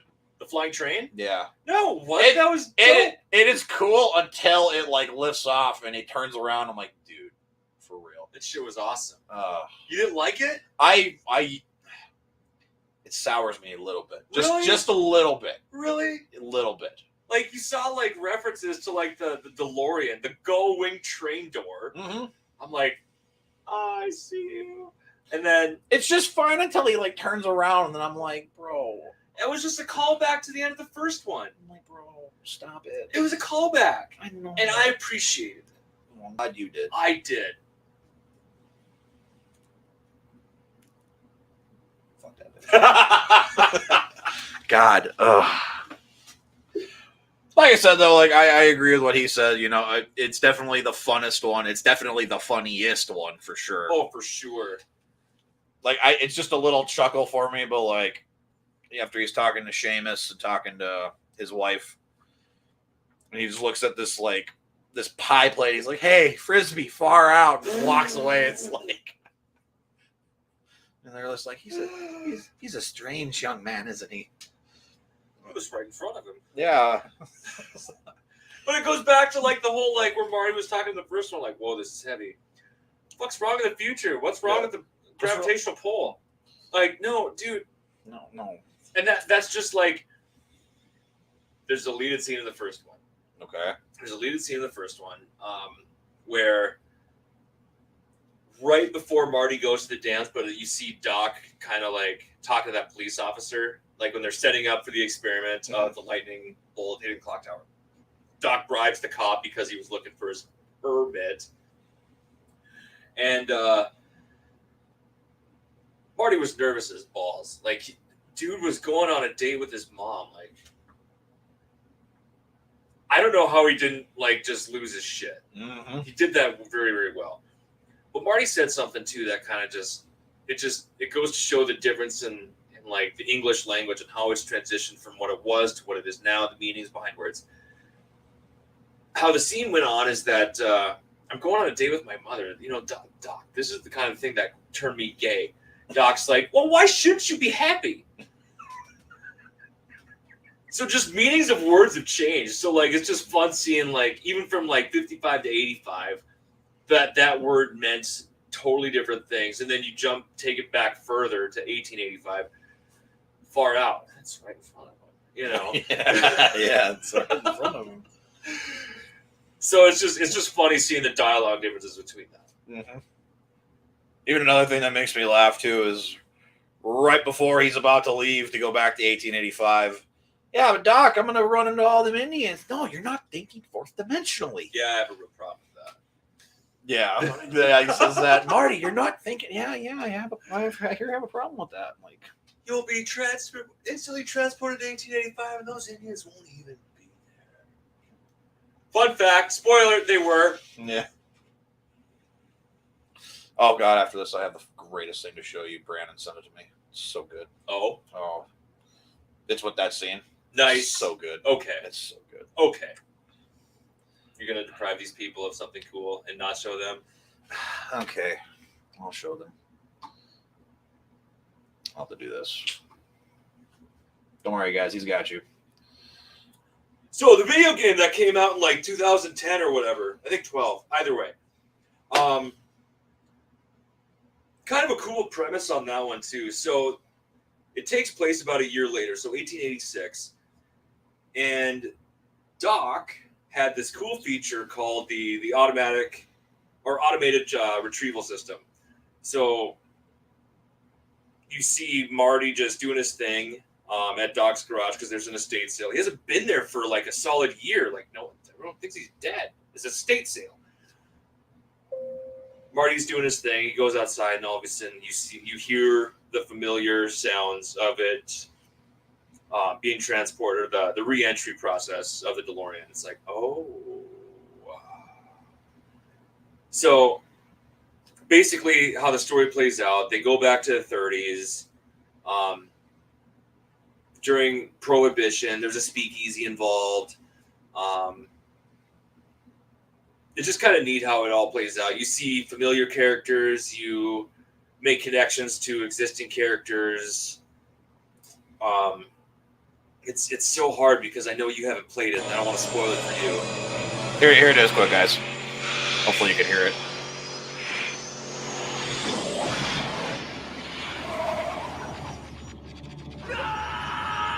Oh my god! Yes! Yes!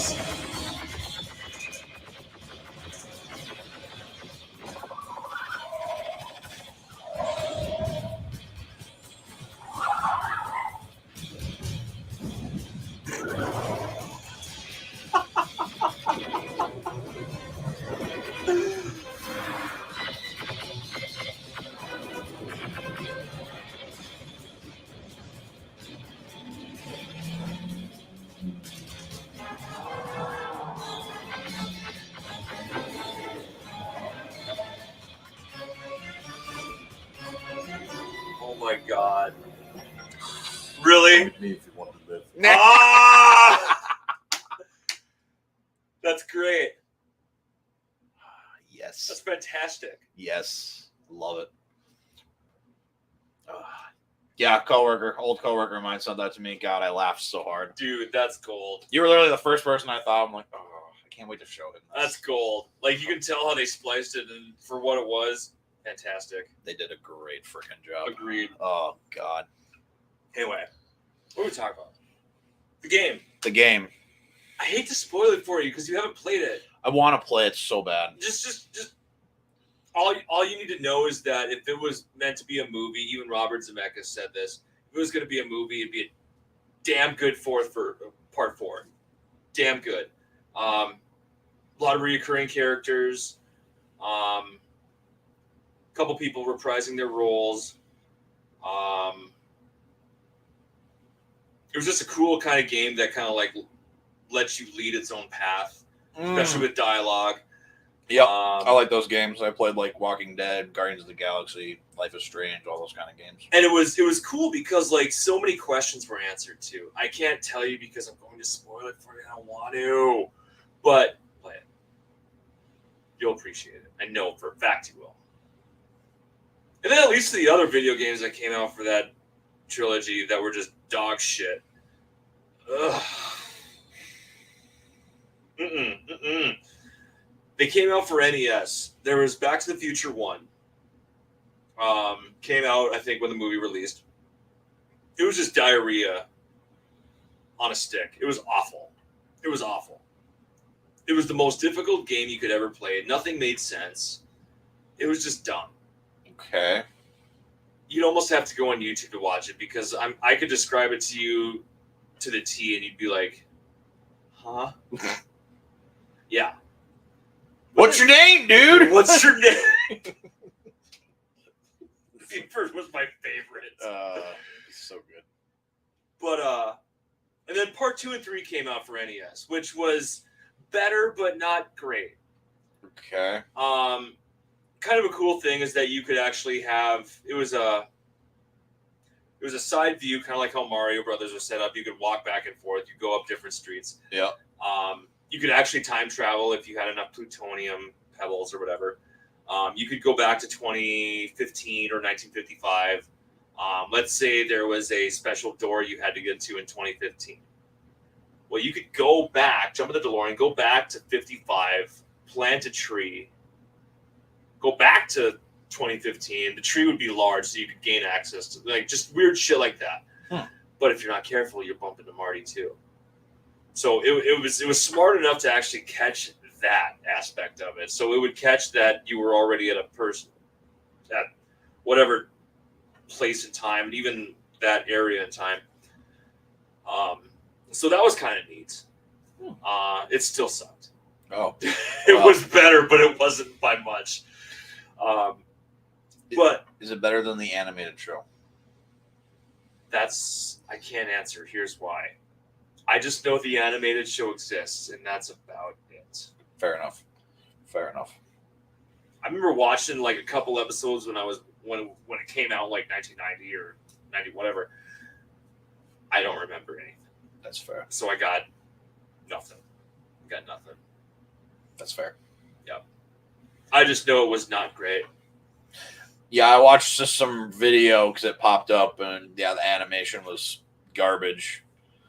The only other thing I knew about it was Mary Steinberg and Thomas F. Wilson all reprised their roles as Biff and Clara. Clara, that's her damn name. Jesus, fuck Clara. Put your life together. I can't. I thought I was drinking. Yeah, wish I was. Every time I watch the third act of the movie, I'm good, thank you. I don't drink light beer. So all you had for me was light beer. Sorry. You're not paying me enough. Because I'm a person where like I try to do like the story in like them games like you're talking about with the Back to the Future game. I like to do them obviously how I would do it. There's always a part of me that like really wants to go and replay them and like pick the worst decisions just to see how things would go. Is that not hard to do? It's for me it is. Like look at Fallout. Because there's a couple ways, Fallout 4 for example. That can go a few different ways because there's different factions that you can side up with. You can have great karma, you could have bad karma. It's hard for me to be a dick. It's hard for me. Like going around killing important NPCs, I can't do it. Like I know that it means nothing, but part of me just would die a little inside. It's just like, you should have killed that child in the video game. Damn. Because like I did that with the first Walking Dead game. And then I hopped on YouTube and I watched this guy called Call Me Kevin. And he literally intentionally picks the worst decisions in all those games. And it's pure fucking gold. Pure gold. And it just, I can't do it. I really want to. I want to click on it, but I'm like, it's so hard to be a dick in a video game. Like for me it is. Yes. I can't do it. It's so hard. Yeah. Because there's repercussions. You don't get discounts if you go barter. You're just labeled a dick. Murdered children. Anakin. Dude, the list goes on. It's hard for me to be a dick. I can't do it. But I think there's a couple options in this video game that you can, like in Back to the Future game, where you can kind of, the options are there. In fact, it doesn't necessarily reflect how the story progress, but you get questions answered. So that's kind of the nice thing there. Okay. But God, just play it. I will spoil it for you and everyone else that haven't played it. I will. Okay. All I'll say is that there's many of questions answered. So many things, so many connections made, so many moments where you're like, oh my God. Whoa! You know, I'll give you this one for free. The saloon in 1885. Guess who built that? You have no idea, so I'll tell you. Okay. I was wondering why you were asking. Fellow by the name of Beauregard Tannen, Buford's father, in 1876.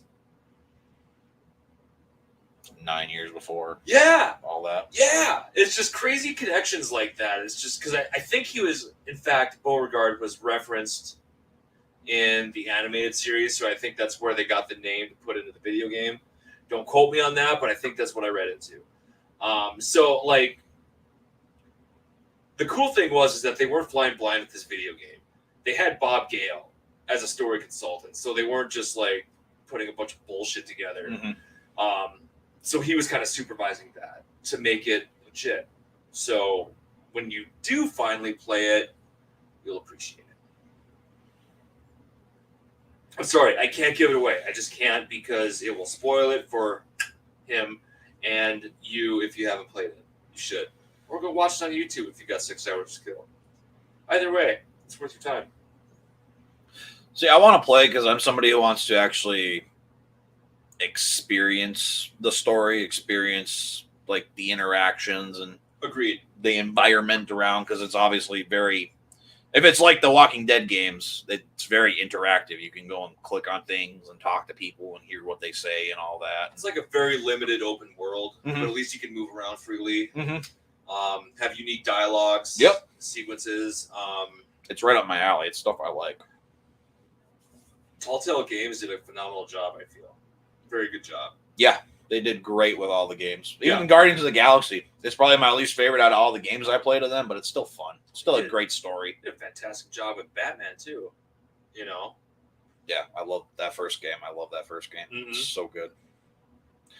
It sucks because right before they closed or whatever happened with them, they were going to make a Stranger Things. That's right. I do remember that. I was like, damn. Yep. I would love to see that. And then it didn't happen. That would have been good. That would have been great. My biggest regret in the whole Back to the Future thing is that it was recent, I think within 10 years, but the last Back to the Future, the ride, ended in Tokyo Universal Studios about 10, 12 years ago. Don't quote me on the year, but it's definitely within the, like, 2000s. It doesn't exist anymore. That's sad. It very. R.I.P. But, oh well, that's okay. I'm sure Fast and the Furious has a good presence there.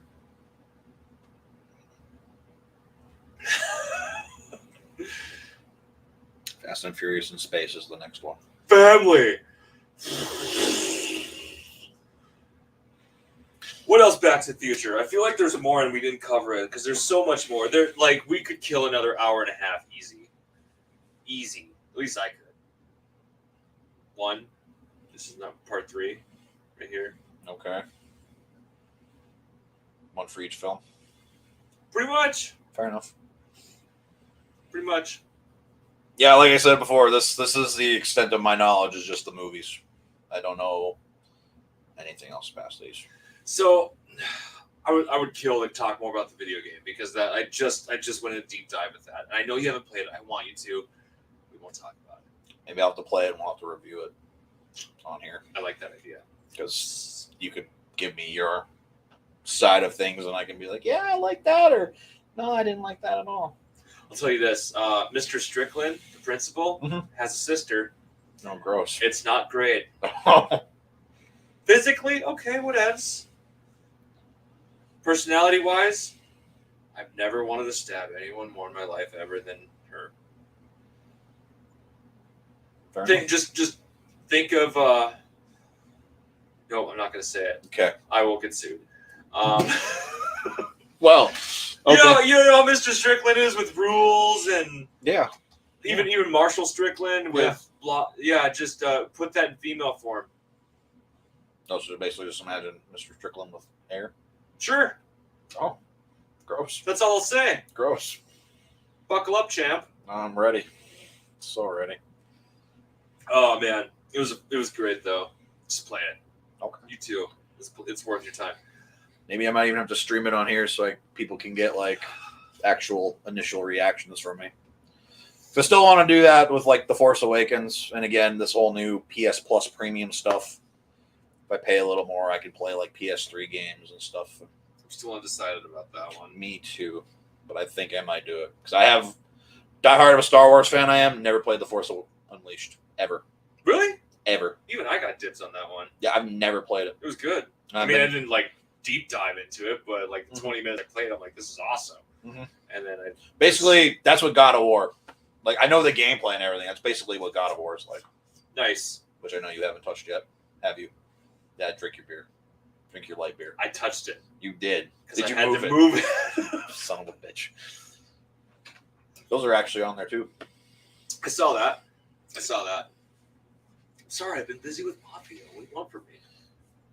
I want you to play God of War. I know I you told do. you 2 years ago to play God of War. You've had my games longer than you had my movie. Yeah, but they're well kept. Yeah. You're welcome. How far did you get in my movie when I asked you about it? Which part? Exactly.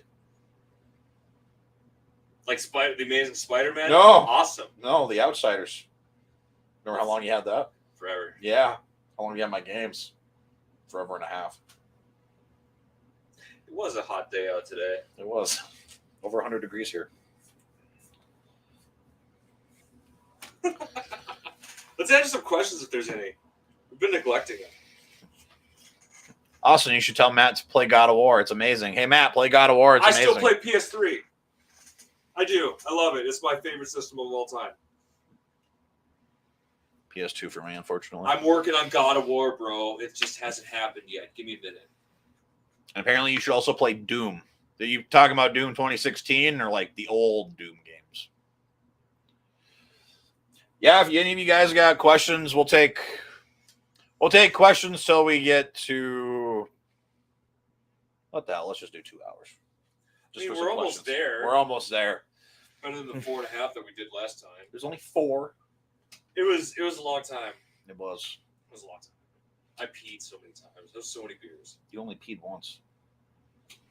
During the first one? Yeah. No, it was like twice or 3. No, it was only once. I think you're wrong. I think I'm right. I don't know, man. There was a portion you left, and there was also a portion where we disappeared. Oh, you probably went when we disappeared, because then we left Andy all by himself talking about. Did we? Oh, that's right. Because we lost internet. That's right. And he's just sitting there. He's like, "Oh no, they're both gone." And he kept on. He did. He carried the weight of both of us for a minute. Yeah, he champed out, man. He was talking about his 5 favorite animes and stuff. By the time we got back, he was on number 3, and he's just like, "Oh, good, you're back." Respect for making sure dead air wasn't a thing. Yeah, dude knew. You could tell he just hesitated. He's like, okay, my turn. I was like, uh-oh. What is your top 3 retro games? So for me, I guess it would be Donkey Kong Country on the Super Nintendo. Super Mario, you can't go wrong with Super Nintendo. Third for me, that's always a tough one. I really wouldn't know. I'd probably have to say the Simpsons game. Fighting style one, the Craft Kid. I remember that one. That one's fun. I remember playing that when we used to have McDonald's in the mall. Yeah, that was the Simpsons game that was in there, and I'm like, I remember that. Yeah, yep. The one that's in Kirk, or that was Shields. Yep. Got it. Right next door, because that's where Target used to be. Yep. I think my favorite 3 retros, hands down, Mario 64. The best. Close second by not like a hair, and a small hair at that, GoldenEye 007 for the 64. Easy. Are you getting the remake or the whatever it is, remastered? Yep. And I don't know if I would call it retro, but I would say Grand Theft Auto 3. I feel like that one had such a fun memory for me, because the first time I played it, I was 15. This is 2001 or 2. I think it was about 10 when I started playing it. Because when it just came out, my cousin had it, and he gave me my first beers. He had a case of a 12-pack of Heineken, and I stayed up till 5 a.m. playing Grand Theft Auto 3, drinking Heineken. Well then. So that one has a special place in my heart, because how that one actually started. He went and passed out about 3, but I kept going because I'm a fucking champion drinking. And so that one has a special place in my heart. So 3 started it all as far as Grand Theft Autos. Yeah, that's the same with me. I think that's why it's my favorite. Mm-hmm. I just have so much fond memories. Even with my cousin, when he was done playing with his PlayStation 2, he gave me all his games, and he had it folded inside, but he had literally the list of all the cheat codes. And I still remember the weapons and the health and the armor, but like R2, L1, R1, left down, right up, left down, right up. R1, health. R1, R2, L1, circle all around twice. Mm-hmm. And then it was just X for armor. And then when San Andreas came out, do you remember all the cheat codes for that? Oh, God. I don't. There was like 10 pages of it. It was insane. Like, there was a cheat code for, name it. There's cheat codes for things you don't even know what are out there. I just remember flying cars because I used to do the flying car tank. I used to have too much fun with that. Did you hear about Mortal Kombat time, Matt? Mortal Kombat, eh? I'm going to be honest. The Mortal Kombat that really strikes home with me is the second one for Super Nintendo. After that, I kind of diverted away from it. Not because there was just other things out there. So, like, Mortal Kombat kind of just flew off my radar. I did start watching, what's the newest one? 11? For, new gen systems, like PS4. Yeah, I think, yeah. Where you can play, RoboCop, you can play the Joker, you can play Rambo. Yep, that'd be 11. So, I think... I like watching the dialogues on them because I think that's fascinating because they're movies. They're movie characters in a video game. That's awesome. Mm-hmm. So I've been watching those. But as far as playing them, I don't have any actual reference on them. I think they're awesome. I love watching clips on YouTube about them. But I got nothing as far as that goes. That's all I got. I'm sorry, man. Did you play Mortal Kombat versus DC Universe? No, and I wanted to. Oh. You still have a PS3? Yep. Would I even bother giving you the game? Would you play it? Good choice. Good choice. Good choice.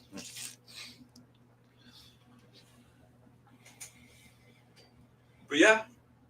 What else? What time do we got? We got 7 minutes? Yeah. 7.5-ish minutes, yeah. Cool. Good. Oh, here we go. Here's a good one. Top 3 superheroes and supervillains. Batman, Spider-Man, Wolverine. How about supervillains? Joker. That one I got to think on for a hot minute. Okay. Shit. So I guess me, superheroes. I'd unfortunately have to switch with Matt. I'd be Spider-Man first, then Batman. And it always struggles. I want to say Nightwing. I like Nightwing. I can willingly say it. Nightwing's cool. Supervillains, it'd probably be Joker, and then it'd be the Green Goblin, and then probably the Hobgoblin. Hobgoblin. So you're thinking more Ned kind of thing. Interesting. Okay. That's why when I watch No Way Home, I'm not going to become a supervillain. I love Dude, you. I'm like, bullshit. Right? Bullshit. Oh, just a hot reference. Yep. Oh, dude. Yes. So obviously the Joker for me. How can you not have Joker as number one? How? Joker is my first villain. I'm just talking in general for everybody. I know, right? Joker's amazing. He's the man. I watched Justice League, the Snyder Cut, again today. Did Jared Leto redeem himself? Dude, he did the first time I watched it. It still was not great, but way better. Mm-hmm. Way better. Mark my words, I will fucking kill you. I'm like, oh shit, Ben said that. Yeah, I was like, that's what I said. I was like, damn. Really? That was the most intense dialogue I've seen between two people in a minute. Wow. Yeah. I guess no, probably not. Would you consider Venom more of an anti-hero than a villain? Definitely an anti-hero. Okay. Definitely an anti-hero because he's not very much a good guy, but he's not a bad guy. So I see anti-hero thing. I think Magneto would be another cool supervillain. Yeah. You know, Magneto. Oh, there. That's the comparison. Before when we were talking about Resident Evil, I was telling you about the guy who could like do That's the what I double thought metal. of immediately when he said that. Yeah. Yeah, just Magneto basically. That's what he is. Badass. You're goddamn right. Joker's my number one, hands down. Yes. Again, dude. Again, if it's not, that's surprising. Have you heard of Death Battle? It's an awesome series. Puts your favorite characters to fight each other. Spider-Man versus Darth Maul. That's an interesting one to watch. I enjoyed Batman versus Vader. Batman versus Vader. That was a good one. Even the alternate take. Mm-hmm. Both of them. It's like seeing like which one could win and if they would win, how they would win. Mm-hmm. Yep. What do you think of the Punisher, Red Hood, Deadshot, and Winter Soldier? I wasn't even thinking of Winter Soldier. All right, so Punisher, don't judge, but I got nothing on. Red Hood, God, that's such an aggressive anti-hero. Yeah, he's almost borderline like villain. Like it red lines on like Dick Bag of what are they called? Vigilante? Yeah, that's why I would consider him more to be a vigilante. That's a good one. I like the Red Hood one. Deadshot is... That's another hard one. It's easier, but still hard. Like, if you're going based off the Suicide or the Snyderverse, I mean, like, you get why he's doing his thing. Mm-hmm. So, not bad. Deathstroke would probably be another good villain. Deathstroke, yeah. I would probably put Deathstroke over Hobgoblin, unfortunately. Because you look at Deadpool, I mean, it's basically DC's and Marvel's the same characters, the same thing. Winter Soldier, I always forget about that one because he switched sides back and forth a couple times. Yeah. Because, I mean, like, he was a good guy in the beginning of Captain America. I'm basing this all off of MCU. Okay. As far as the comics, don't. I don't know anything about him except for the MCU too. So, but then he was a sleeper agent, and then he's good again. So I mean, like, he's a mixed bag. But not in a bad way though. It's a good thing, you know. But yeah. Forgot about it. Can you imagine if Red Hood ran into the Suicide Squad?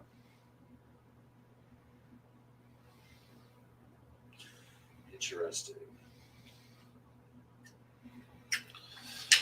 I will still say it. I'd love to see a live action Under the Red Hood. It's my favorite animated Batman movie. So good. It was. It really was. I need to watch it again. Jensen Ackles rocked that shit, dude.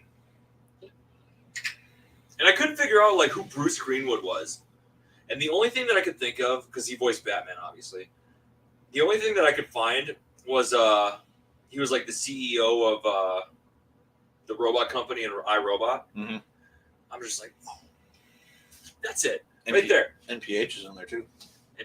That's in Neil Patrick Harris. What? I think he's Nightwing. Oh, that's right. Yeah. Yeah, I think he plays Nightwing. He does. Yep. You're right. Hey man, no, you're good. Like I said, dude, this is the thing. Last podcast we did was Dragon Ball Z, and we actually ended up talking about Back to the Future. It's what we do. I get off topic. I think we talked about DBZ for at least over 2 hours. Then we talked about video games. Yeah, we talked about anime. Yep. And I forgot what else we talked about. We talked about something else in there too somewhere. Dude, what did we talk about? There was a shitload in there. Because I remember I watched it. Not all of it, but some of it. There was a lot. Yeah. Yeah, we dedicated a lot of time to DBZ. Which, don't get me wrong, I'm not saying I didn't want to like dedicate that much time to Back to the Future, because I mean, obviously Matt said earlier he could easily talk a whole nother hour and a half about it. Assuming I didn't have to go to the bathroom, easy. Pace yourself. 3. I'll be honest, like I would honestly really like to like even do like an MCU podcast, and I already know that would be a long one too. Dude, that would have to be a multiple parter. Easy. There's 24 movies. Oh, there's more than that now. Oh my god, you're proving my point even more. Plus, if you count the shows, there's like 33 now. Oh my god. Yeah, if we did that in multiple parts, I'd say we'd have to do them like phase by phase. We'd have to talk like phase by phase. Like phase 1, 2, 3, 4. Yeah. Oh, for sure. Yep. That'd be fun. Yes. DC all day. Now that could be fun. That could be fun. Here's why. So we could talk about the DCU. Could talk about the DCAU. We could talk about like my personal favorite, the Arkhamverse. Oh, the video games. Oh yeah. We could go into like comics by like Frank Miller, the guy that did Sin City. And Spawn. Yep. Dude. And a run of Spider-Man as well. Yep. We'd have to have Andy on for that one though, because Andy's our comic book nerd. I dig it. As far as like Batman Beyond, I love the Batman Beyond idea. Ooh. What do you got? They should bring back the futuristic Batman Terry from Batman Beyond. What do you think? And the Spider-Man 2099. Well, we're technically getting Spider-Man 2099 in the new Spider-Verse film, Across the Spider-Verse. Keep talking. I can't hold it anymore. I have to pee. Okay. Oh yeah, I forgot to lock the door. So yeah, I mean, I would love to see Batman Beyond. I know, like, that's like a big thing. Everybody wants to see live action. Oh my lord! I gotta close the door. Hold on.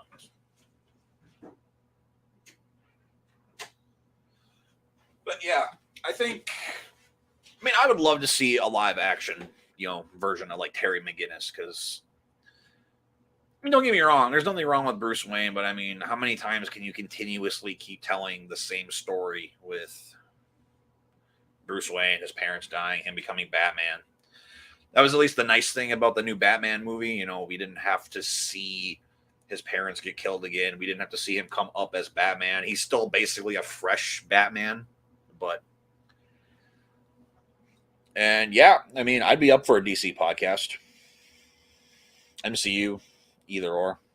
I'd be very good on those. I can willingly only say I've played half of Origins, and I think I've only played about 4 or 5 missions in Arkham Knight. See, until I actually hear something, I unfortunately don't know if, it's actually a thing or not. So until I get concrete evidence, I see some physical pictures, I see a trailer, anything like that, I will believe it.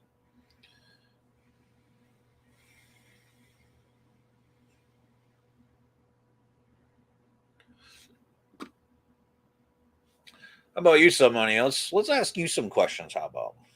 Just because I'm kind of curious. What are your 3 favorite retro games? Oh, we got a new comment.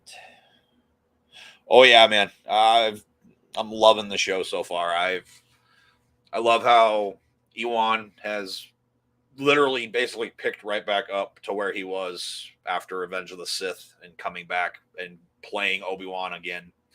To me, it literally feels like he never left the role at all. It feels like he literally just organically continued on with the character.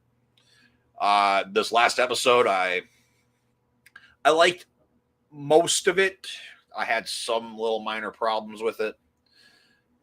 I'd say so far, though, I probably have liked... It's a tie between the 3rd or the 4th episode has probably been my favorite so far, but right now, I'd probably give the show a good solid 8.5, 9 out of 10 right now. It's up there with, like, Mandalorian. So, he brought up that he also loves the Arkham games. Me too! Yeah! Me too! My favorite, Arkham Origins. Always will be. I was just telling him that I played through that one. Dude, that Deathstroke boss fight. Was insane. Weeks. Yeah, it took a minute. I am not one to like grind at a game that hard, but goddamn, man. That Deathstroke battle, dude, I gave up. Like when it first came out, I actually took the day off from work. I even told my boss, like the scheduling lady, I'm like, yeah, there's a new Batman game coming out. I'm taking the day off. She laughed and then approved it. well then. Because I gave her the honest answer instead of like, I'm going out of town. No, it's a video game. I'm out. A day off. Yeah. Do you have vacation? Yep. But yeah, that Deathstroke battle. Mm-hmm.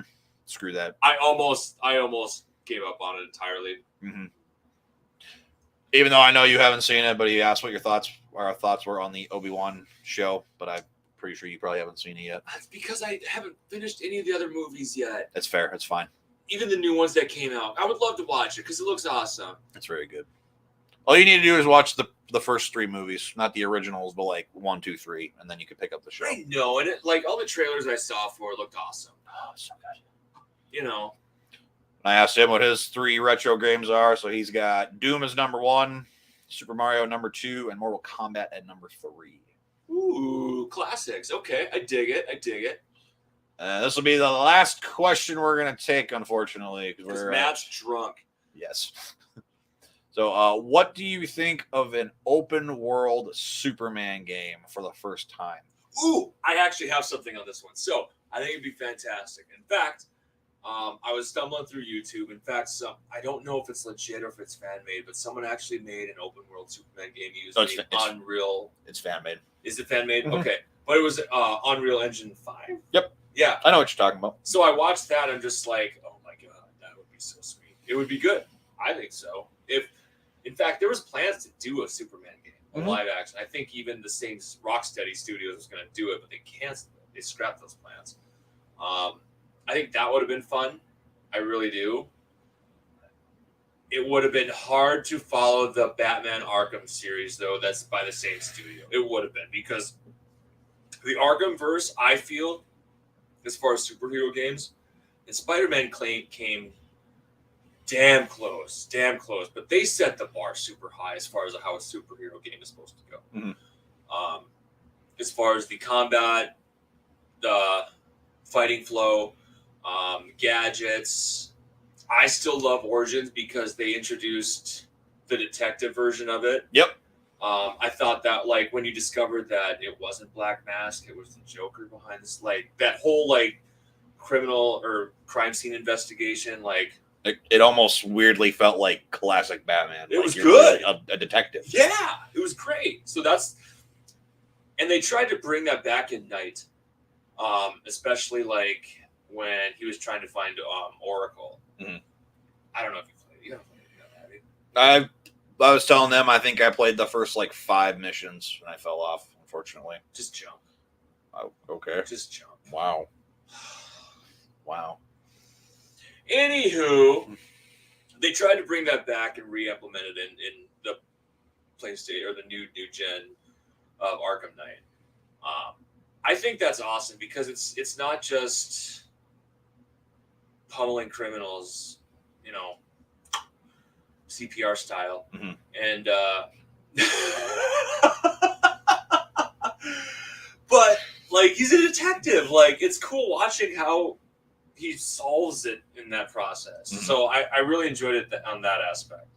And then as far as like Spider-Man superhero games, like that was great. It was great. I wasn't a huge fan. Like I wasn't blown away when they redesigned Peter Parker. Yeah, nobody was. I was just like, I mean, I get what you're doing, but why? It seems unnecessary. I had no problem with the face before. I liked the face before. It looks younger. He's supposed to be like early mid-20s. What are you doing? Yeah, now he looks like he's 13. But yeah, I don't know. I have a huge heart on for the Arkhamverse. Always have. I will forever. It's just my fave. Mm-hmm. I mean, from story wise, I mean it looks great, and I can understand why you like it so much. I fucking love it, dude. I just like that Mark Hamill and Kevin Conroy are back. Dude, yes. I loved it in the first one where like Arlene Sorensen, I think is her name, reprised her role as Harley Quinn. I mean, it was only for the first one, Arkham Asylum, because she did the original the Batman animated series. I thought it was Tara Reid.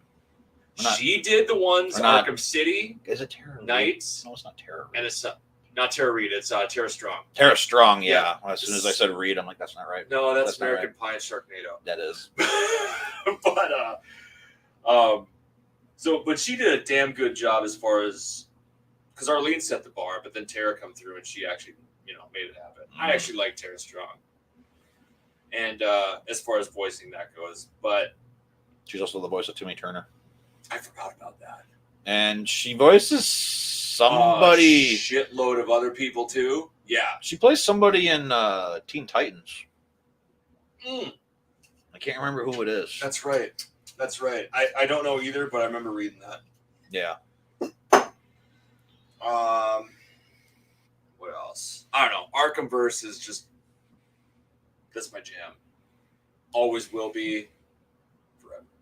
It's fair. So everybody's got their own taste, man. And I guess to answer the question about the Superman game, I'd be curious to see it, but as somebody who's not a big fan of the character of because Superman, he's got like name a superpower. Yeah. Dumb. Yeah. He can literally do everything that everybody else does, but he's the best. No, sorry. Superman's not the best. No, that's why I like Batman. Dude's rich, sure, but just hard training. I love it. Exactly.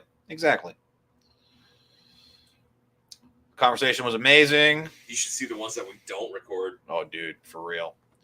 And you guys are awesome. Well, thank you for that. So, guys, yeah, that is going to close out the Back to the Future / small Q&A podcast. Got to thank Matt for coming back again.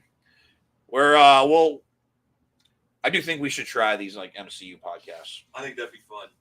And definitely see if we can even get some more people in to kind of get their take on things too. Most def. So we'll try not to wait 2 years to do the next one, but we'll see. Well, hopefully we can do one soon. Also, guys, too, just letting you guys know, I am also going to be, hopefully, I think it's happening, doing a podcast tomorrow with Ethan. We're going to be talking about the... Oh, Ethan, where's he at? Is he watching right now? Do we know? I figured if he would have, he probably would have said something to you and flirted with you, because it's Ethan. So I don't think so. I hate him. That's fine. I do too. Yeah, guys, I'm going to be doing a podcast with Ethan tomorrow. We're going to be talking about The Thing from 1982. It's the 40th anniversary of it. So, yeah. So, but anyway, this that'll wrap up. You too. Thank you. Always good seeing you here, man. I always appreciate you stopping by and definitely livening up the conversation. You definitely had a lot of questions and a lot of comments today, so I appreciate that. So, yeah, guys, make sure you guys just hit the like button and obviously, subscribe if you haven't already. And we'll see you guys in the next one. And being this is Back to the Future, we'll end on this. Remember, the future has not been written yet. No one's has. Say hi to your mom for me.